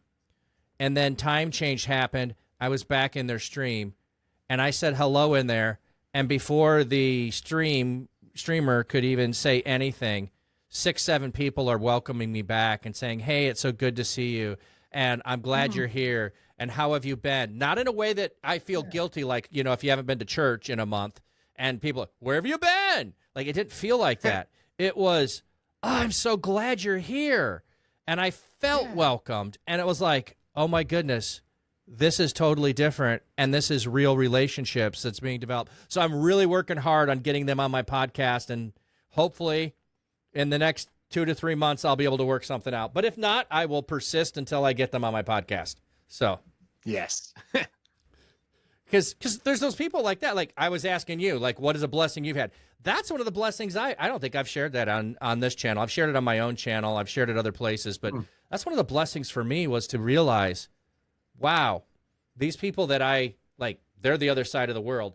I may never actually be in the same room with them. I may never actually be on the same continent as them. They've made a difference in my life. And I just think that's powerful. It's super powerful to be able to have that. Yeah, Nico's saying, honestly, that's Luce's and several others. Every time I pop in your stream, Church.digital, you guys are amazing at that, facilitating and building very real community. Yes, and it is. It's not just the streamer. It is the people in the chat. And that's one of the things that churches, and I'm not picking on you because I was there, churches that just put your service on live and you're not setting up a mod and you're not engaging the chat, you don't know that you need to do that, okay? But you do. I started doing that when COVID happened because I'm like, oh, everybody's at home. We need to do more than we do before. And I like, it was hard to train my people to do that. But was really fun because, you know, through all of that, preparing some stuff, there would be some video that was done. The video of me is playing, but I'm chatting while the video of me is playing. It was super cool. Oh, that's cool. Yeah. Yeah. I mean, my church does live streams, and frankly, we've been thinking about phasing out of it because, like, yeah, like the live stream isn't why we're doing the live stream. We're doing the live stream just so that we can have the VOD, really. And so, yeah, and that in and of itself is a good thing to have your content out there from a church. And then you can engage them in the comments and things like that. But yeah, no, it's yeah, honestly, you're like, because there are so many streams out there. It's good when you're church shopping, to be able to like see how a church. I think Barna's latest stats, and they're probably a year old that I know, talked about people have watched you for 6 months before they walk through the door of your church. Interesting. So if you're not live, they're watching the VODs, but they're watched you. They've checked you out for 6 months before they walk through the doors of a church. Yeah. So I think, so I think it is important to have your church's content out there. And yeah, so we'll continue to do that for sure. But yeah, it's interesting, the different dynamic, because honestly, with my streaming stuff, I've helped with my church when my church is streaming stuff a bit here and there. But though I am, while as the worship leader, as one of the worship leaders, that tech stuff does fall under my leadership. It's not something I used to be more hands-on with doing that stuff.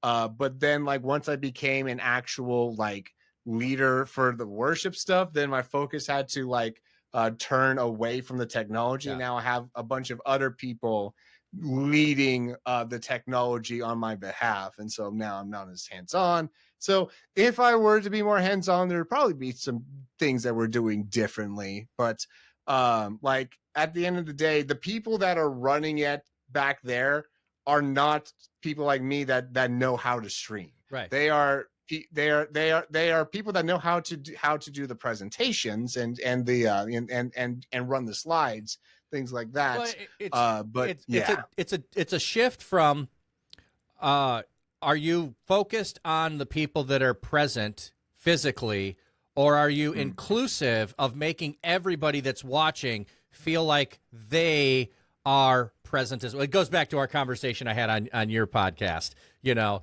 the are you including them and in spiritual presence with you, and thinking about that spiritual presence with you and relational presence with you?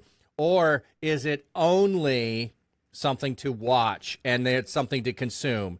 And unfortunately, unknowingly, most churches have just defaulted to it's something to consume.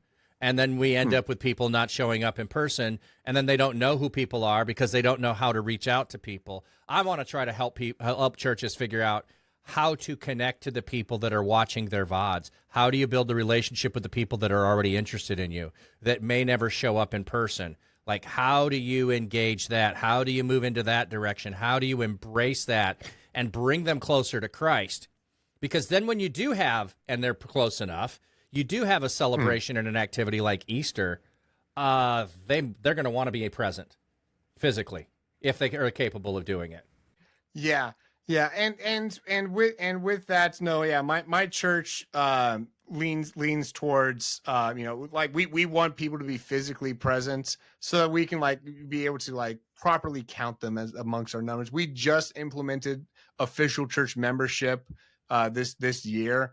And so like that's something that we do care about, is the being fully present as much as possible. Because like when you're present online, and not in person, there is a piece missing, and we value that physical piece a lot at my church, and so that's part of why we don't focus on the live stream stuff as much.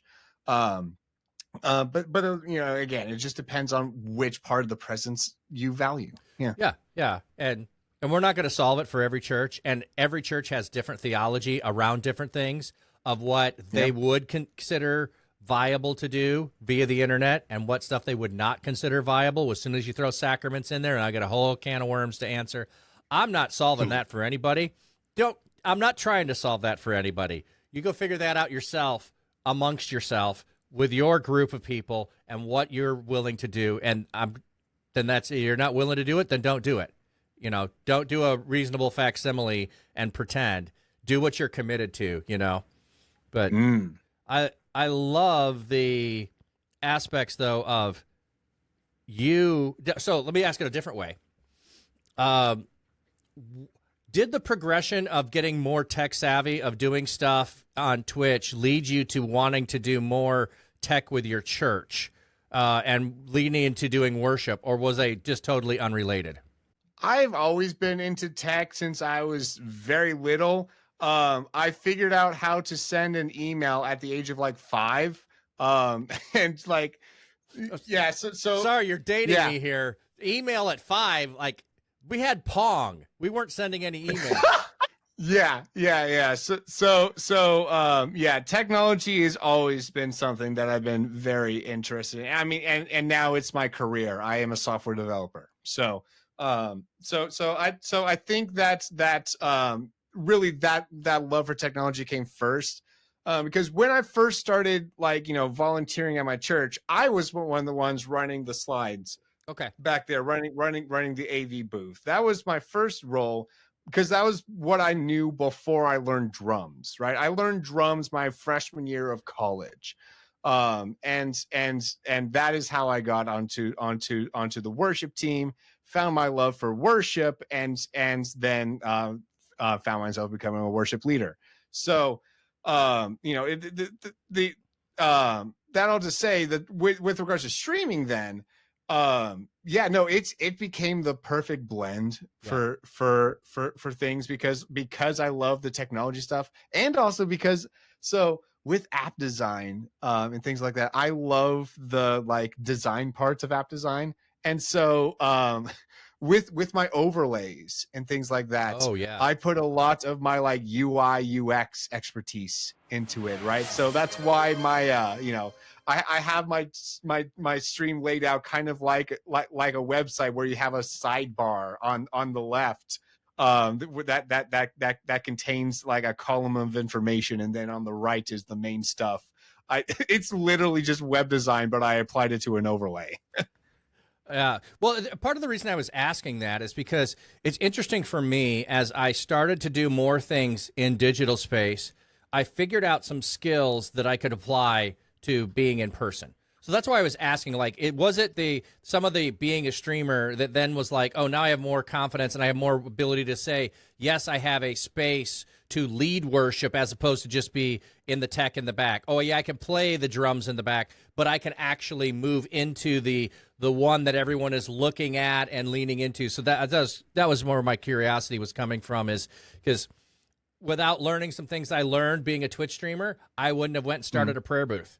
That's going to sound really weird, but I started a prayer booth in my local artisan market, but I apply the skills I learned digitally to being in person with people that I did not learn previously being in person with people. I will say, there has been some skills I learned in streaming that then got brought even to my worship leading, for having these nice transitions between songs and things like that. Being, because I that started off with me finding ways to transition into plugging things, and I plug many things. I plug the fact that you can get 10% off of your order of Dragon Roast coffee by using code Fedorable Will. Link in the description, and so the yeah. So like just a few weeks ago when I was leading worship, we were singing the song "I Surrender All," and I then went and said, children ages 3 to kindergarten can be surrendered to Kids Equip. Yeah, the misstatements of things. Yeah, they're certainly funny. Which my brain always did when I was a kid. Trying to the spell things differently, the different words that mean the same thing. So I'm just going to type this in the chat because if I say it, it won't mean anything because I'm going to say the exact same thing that you said. But there we go. That is how you can sing different words to that song and still sing the same words to that song. I surrender all. Yes. Gosh, there are so many songs that I have cursed myself with. Like, there's one song that goes 4 endless days will sing your praise. I'm like, 4 endless days, 4 times infinity is just infinity. Well, like I am so glad I did not get the job of running slides because I spell horribly and my brain would probably spell words wrong and inadvertently. But one of my favorites is he's the defender of the week, WEEK. So I got it, like the employee of the week. You know, he's the defender of the week. Yeah. Yes, I got it. Now, he's the defender of the week every week. So yes, it's still good, but yeah, it's just a different meaning, you know. Oh, yes, for sure. Now, everybody who has heard the stories of me getting kicked out of Sunday school knows why. Because I got kicked out for changing the lyrics to songs in Sunday school. And so now you see my brain at work and what it did. And I'll plug this because it'll come out at some point. The book that I'm working on, I tell more in depth of that story in there. So, but it's from the perspective of I'm trying to teach lessons of what God taught me in ministry over the years of how things change over time. And it's a recalculating. That's like my life is constantly in this. You're on the wrong path, recalculating. We're getting you back on the path where God wants you to go. So we're recalculating. You came to a dead end. We're recalculating. The bridge is out. We're recalculating. So that was one of those earliest moments of you're not staying here. You're moving somewhere else. So yes. And then I guess just on a more practical level, like algorithm optimization stuff, you know, I was the one that defined what tags we used on the videos, things like that. So yeah. Cool. So so we're talking about blessings. So this is some pretty cool things. Are there been some blessings that you've witnessed for other people who've been in your stream? Like something that, you know, was a prayer request that someone had that your community rallied around, or somebody came in with something. Like it could be anything. Is there a moment of blessing that was for someone else and you just got to be a witness or a participant in it? Man, there are some. I mean, earlier in this, I mentioned how like there's there's a lot of like non-Christians that loved the truth times that I was doing. There's just those little scriptures at the end. So just seeing that be a blessing to people was so cool. I mean, and just I think the biggest thing is just the friendships impact, I would say.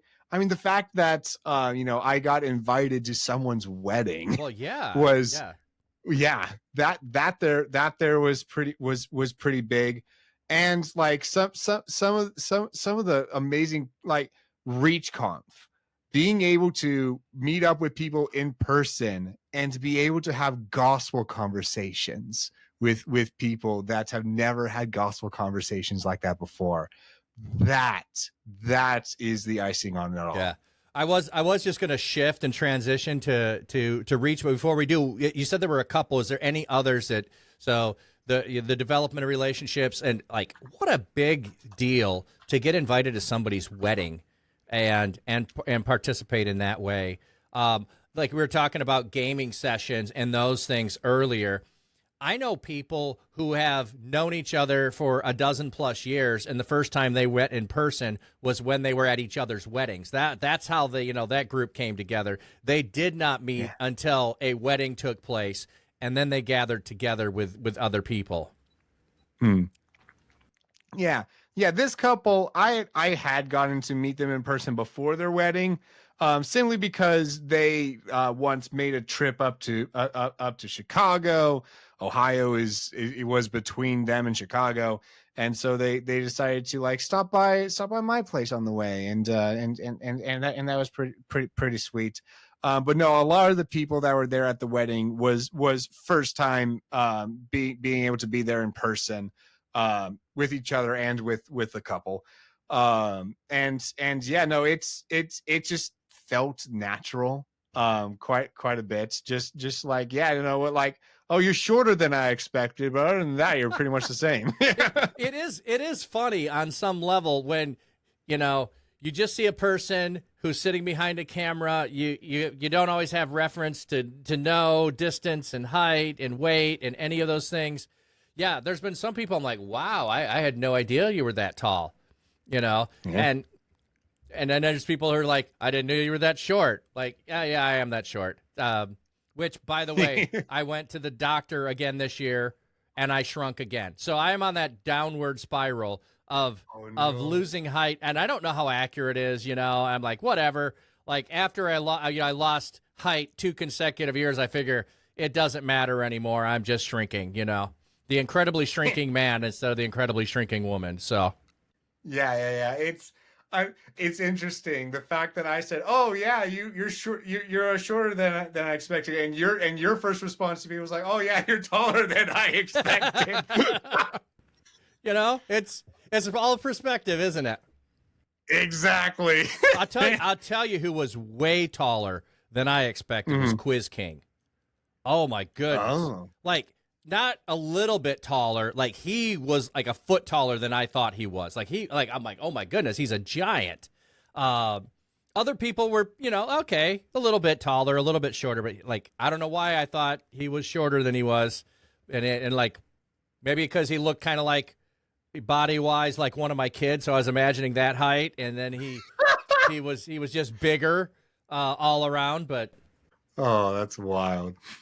Well, then let's just kind of shift into Reach. So, how did you get connected with Reach to start with, and then what have been some of the blessings that you've experienced from being in the community and going to the conference? Because we're away from the conference, so it's not just about the conference itself.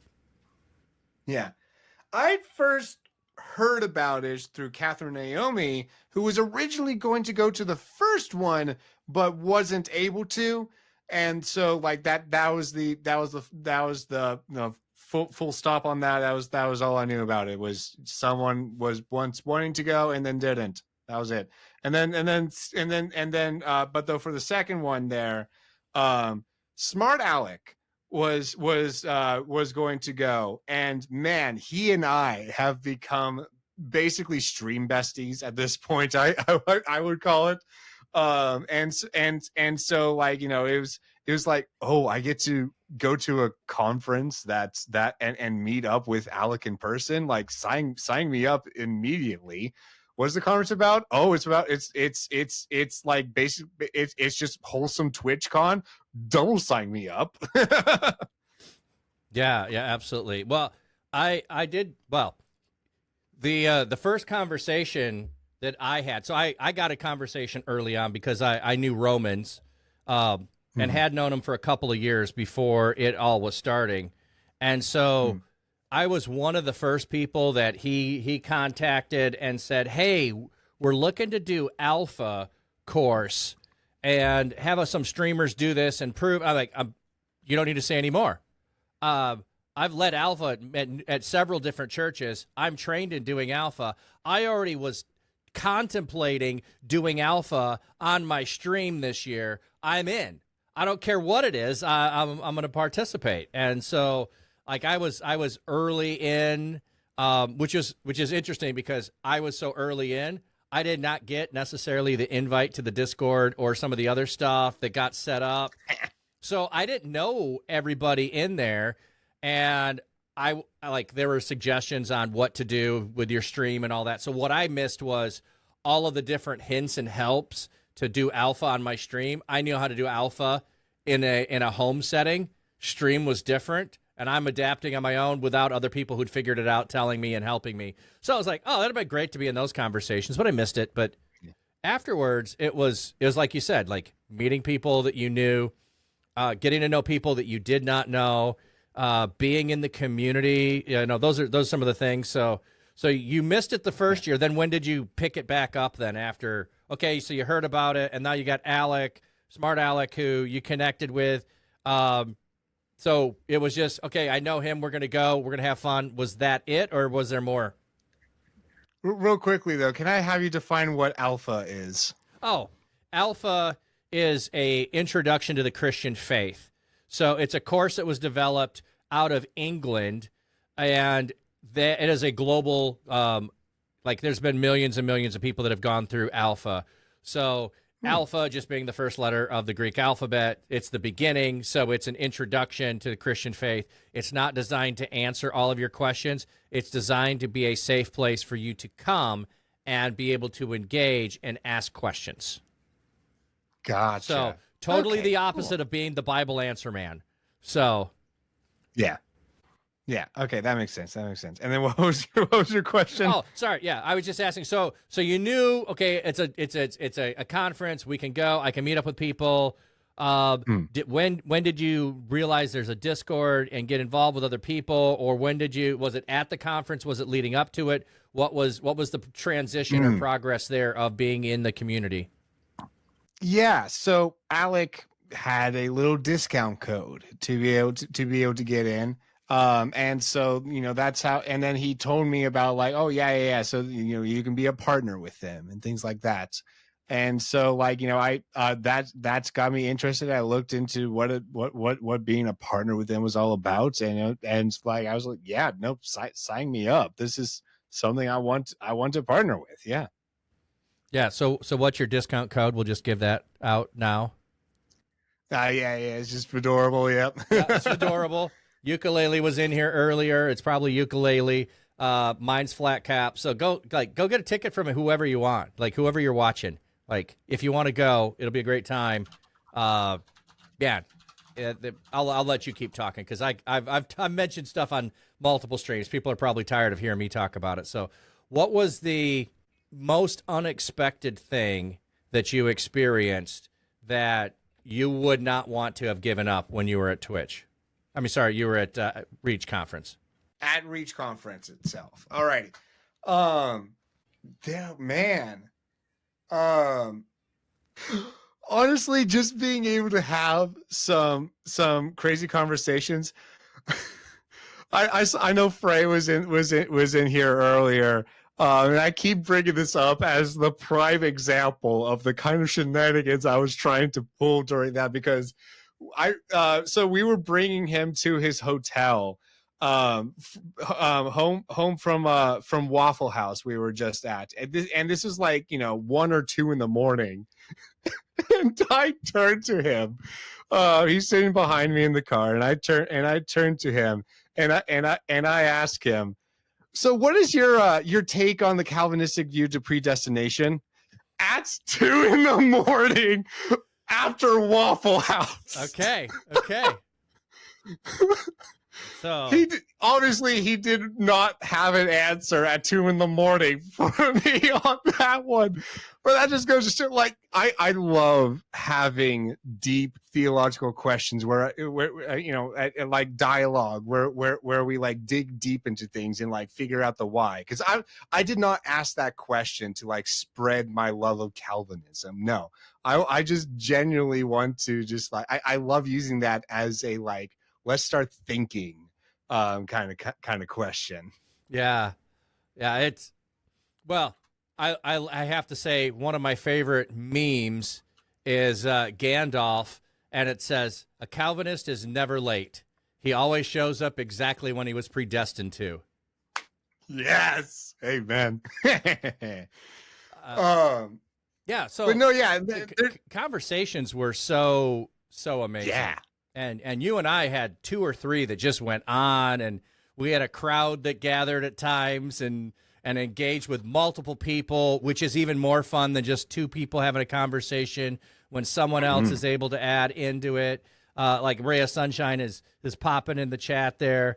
It's those interactions with other people and something that's more meaningful than, hey, I got a new flat cap, I mean, great and all, and I'll talk about it for a month, but after that, it doesn't mean anything, But questions that we're dialoguing about faith are going to be ongoing, and we're going to be sharpening iron with each other and learning and growing, and also when we're talking about what's going on in our lives.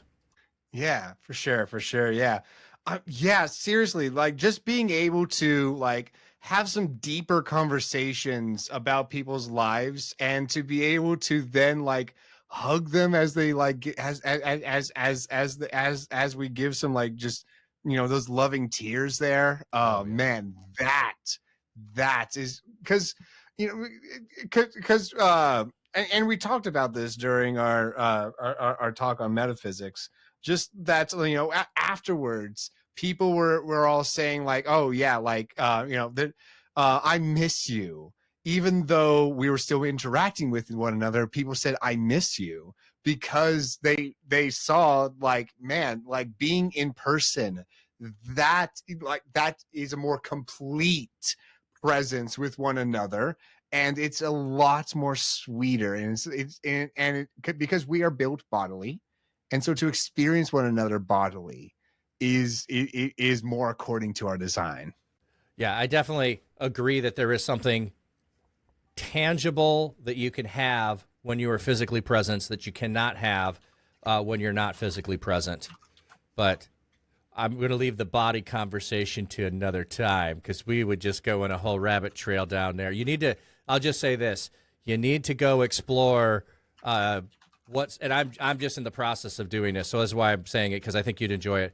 Some of the Eastern Orthodox teaching and thinking around the body, and I'll send you a link to, like, I just got turned on to a new podcast that is Eastern Orthodox talking about stuff, and the podcast I'm listening to right now is around the body, and I'm scratching my brain on this. And so I cannot articulate it yet accurately of where they're coming from, but it's super fun. That's one of the things, like, I'll just say this, like, without Twitch, I don't get exposure to things like that. Like, and it's funny, like, what do you mean Twitch? Yeah, that's where I'm getting exposure to other Christians who are freely sharing their faith and sharing things with me that I did not know. Like, we were having a conversation about YouTube earlier. Well, I shared some that you didn't know. And Nico, who is in Denmark, also knew of the podcast that I was sharing. So it's like, the two of us knew it. Why didn't you know it? Obviously, you should have known. Come on, man. But it there's more openness towards one another instead of fighting boundaries with each other.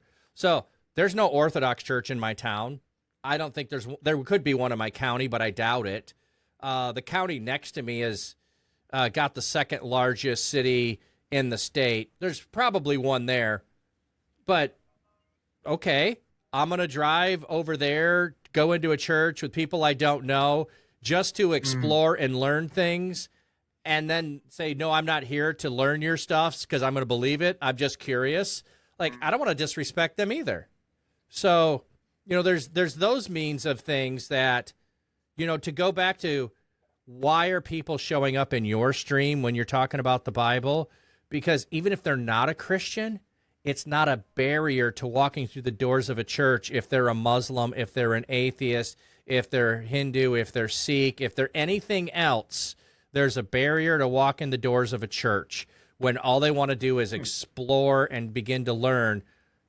Twitch is really safe for that, because you can remain anonymous from your family and friends who might judge you for it while you're exploring and learning. Yeah. No, I agree. It's a great, I mean, without Twitch, I mean, just having other friend groups IRL as well, right? You know, being like, because yes, this is through Twitch. We get the unique privilege of learning all sorts of different other cultures in general. Because like, since my lunch hour streams are right in the middle of the day for us here in America, they're right at the end of the day for those in Europe. Yeah. So I have some European friends that I've gotten to meet over this.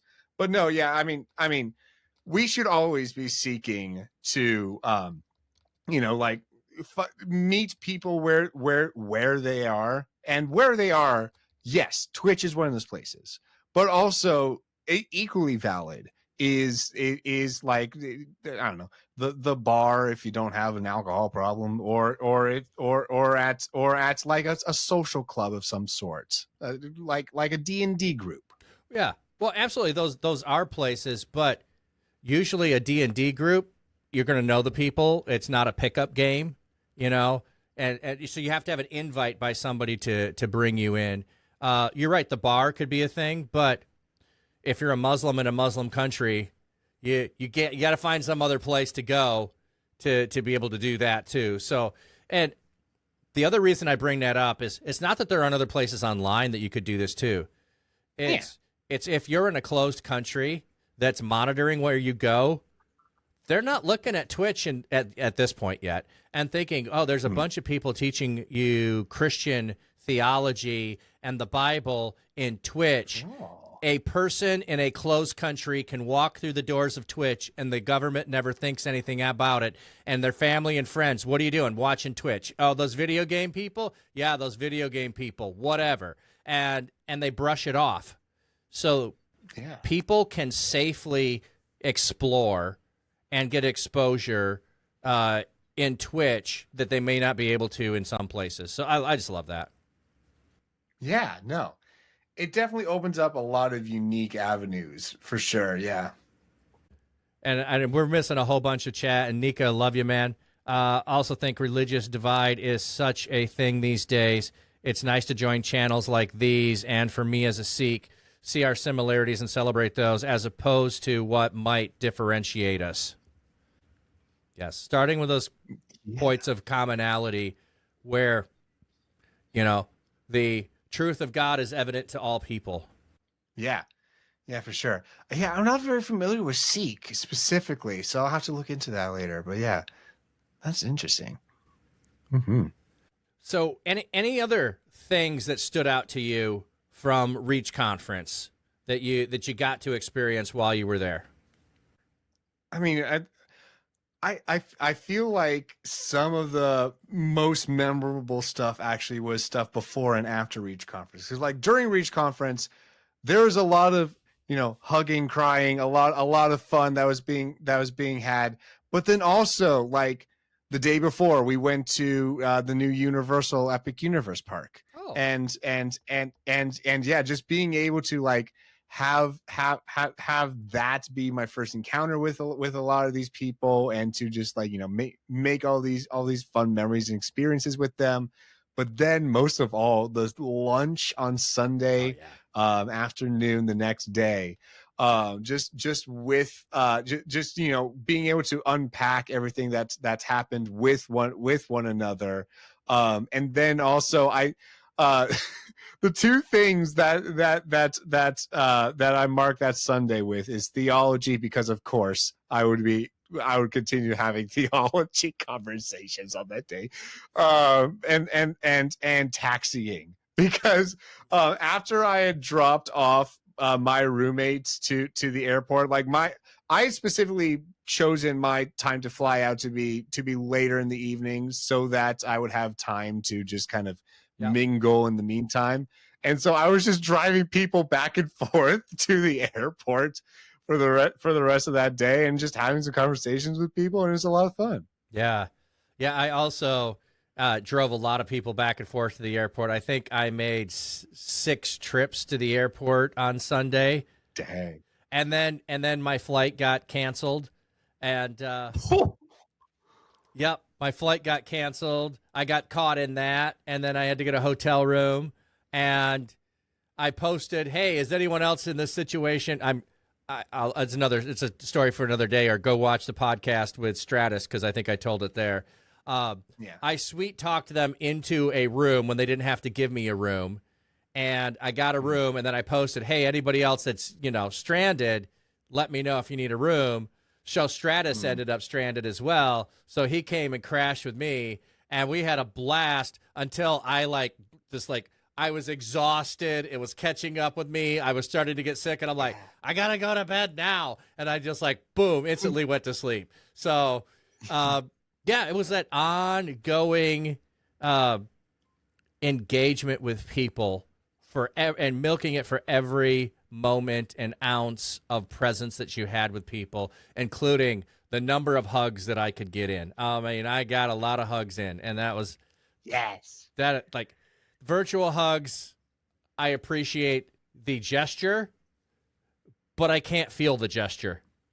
I don't get to feel the hug, and I have to say those are some of the longest hugs that I've had in a long time. Not the hey buddy, how you doing, and pat on the back, and they were like, oh man, I just want to embrace you and want you to know how much that your relationship means to me. Yeah. I'm not sure how much content you have left, but 15-minute-ish warning, because I typically go 3 whole hours, but though I have someone coming in from out of town this weekend. No worries. I just always tell the guest, plan for 2 hours plus. So wherever we land the plane afterwards, and we're in a good spot. The only thing I was going to ask next was, what are your plans that you're looking forward to this year? Something new you're doing with Stream, or some goal you're trying to accomplish? What does the future this year look like for Fedorable Will? So, in terms of, I'll start with the long-term stuff in general, then I'll get to the specifics. The long-term stuff in general is I don't want to get too tied down, because at the end of the day, my software development job is going to be what provides for way more consistently than streaming ever could. And I want to be able to have my have my wife be a housewife and not have to work herself, and then also have 5 kids. So streaming is not going to support that dream at all. So with that goal in mind, I'm always thinking of okay, if I had to whittle it down, what are the essentials, right? Because there are 4 different streams of content that I create right now. The lunch hour streams, which are now Nintendo game first playthroughs, because I found that to be a lot more enjoyable than the speedruns. And then we have the Theology stuff on Thursdays, the Thinkology series. And then we have the monthly Chaos Table one-shots, and then the weekly Super Smash Quest, the weekly Tabletop RPG campaign. So Tabletop RPG stuff is what I've been doing for about 3 years now. So most of the journey now, it started about a year in. That there is the stuff that I have the most fun with, is the tabletop RPG stuff. And it's the stuff that I feel like it's a bit more unique as to what I'm doing, especially with Chaos Table. And so that's the stuff that I can see popping off more. And so that's my goal this year, is to get, I made Chaos Table into its own YouTube channel. And so I'm trying to get that there off the ground. By the way, if y'all haven't, it is free to subscribe to a channel on YouTube, by the way. So, go and hit up the Chaos Table channel with a little subscribe if any of y'all haven't yet. But yes, so that there I am trying to get off the ground. So that there was stuff that I'm actually editing and spending more time on, because before with Chaos Table, that there was just for Twitch, Right. because that's what the format kind of lends more to.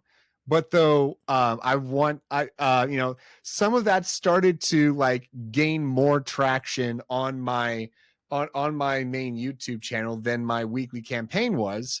And so and then it tanked because the weekly campaign stuff was weighing it down, because I was mixing IPs, having both Smash Bros and D&D. So I was getting a fraction of a fraction of the so now I'm setting it free and I'm letting it thrive. So that is the main thing, is just Chaos Table, improving that. Just like I'm going to be refreshing some of the channel point stuff, because a lot of the channel point stuff that you can do there has not changed in the past 3 years. So I'm refreshing some of that, bringing in some new ideas.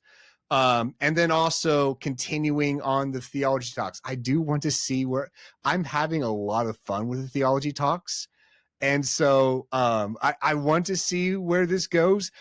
I just wish that I had more time to really make it be able to thrive on YouTube. But I want to give it this, like, I want to kind of grow it on Twitch and see what happens, and then if I want to, what direction to take it from there. It really has a place on Twitch, that it can reach people who are looking for it, like we were talking about earlier, that they might not be able to go to YouTube because it might be all of the key markers that tell it's Christian and it's theology are going to get banned in that country. It's going to be behind a firewall, and they won't have access.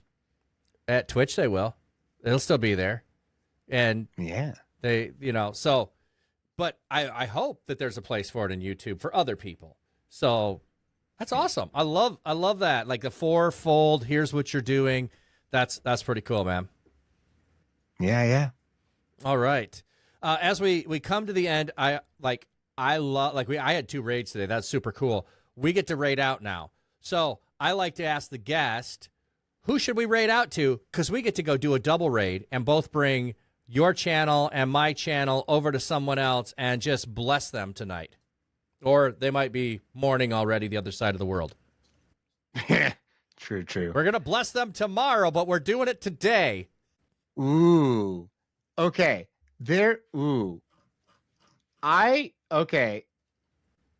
Okay, I think there are 2 options here, and I think it's been longer since I have rated this particular person, and also, frankly, this person is still just early in his streaming career, and I think is worth giving a little boost to. His name is Renai Paragonic. He's one of the people that I met during ReachConf. And really found a kindred spirit. I did not meet them. I don't recognize the name at all. Yeah.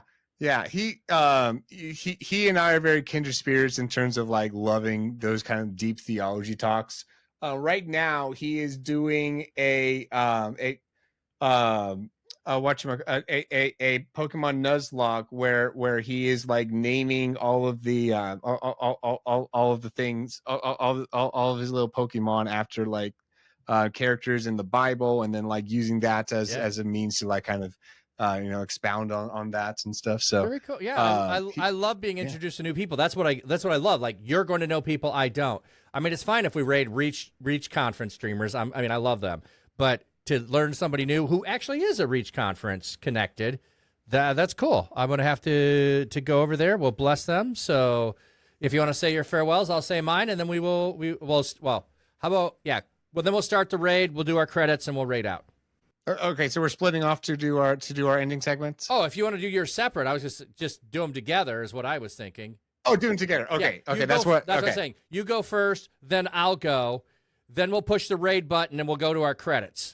All righty. Well, in that case, if you love someone, you tell them the truth. And boy, how do I love you guys. So here's our truth that can be found in Ephesians 3:20-21. Now to him who is able to do far more abundantly beyond all that we ask or understand, according to the power that works within us, to him be the glory in the church and in Christ Jesus to all generations forever and ever. Amen. Amen. That's our true time for today and all the time that we have for today. What do you have? All right. I just like thank you, everybody, for being here. I like to say it 3 times. Like I really appreciate it. I mean, you could be anywhere watching anyone else. You chose to be here. If you've watched the VOD to this point, you are my kin. Like, I love you. Thank you for hanging out all the way to the end. Like, we go on some weird rabbit trails. We have weird conversations. If you love this, if you've been hanging out here live the whole time, thank you. If you're watching the VOD, thank you. I don't even need to ask you to give a like and a thumbs up. You stayed to the end. You already did that. Like, by staying to the end, you have done that. So thank you, everybody, and appreciate you. I will be on my stream tomorrow for Affiliate Anniversary. So stop by. I'm only promoting it because I'm giving away a Reach Conference ticket tomorrow. So if you want to stop by Flat Cap Dapper Pastor tomorrow, you could win a ticket to Reach Conference, and I'll be streaming at 8 a.m. Eastern Standard Time. Otherwise, when I roll the credits, you'll see what the new podcasts are going to be coming out, when the next podcasts are going to be recorded, and have a blessed day, everybody. All right, so if we go 3, 2, 1 and push start raid, and we'll be close to raiding out at the same time, and I'll hit my credits after that. 3, all right, 2, sounds good to me. 1. Raid started, and we'll get the countdown. I'll throw some credits, and we'll see everybody on the other side.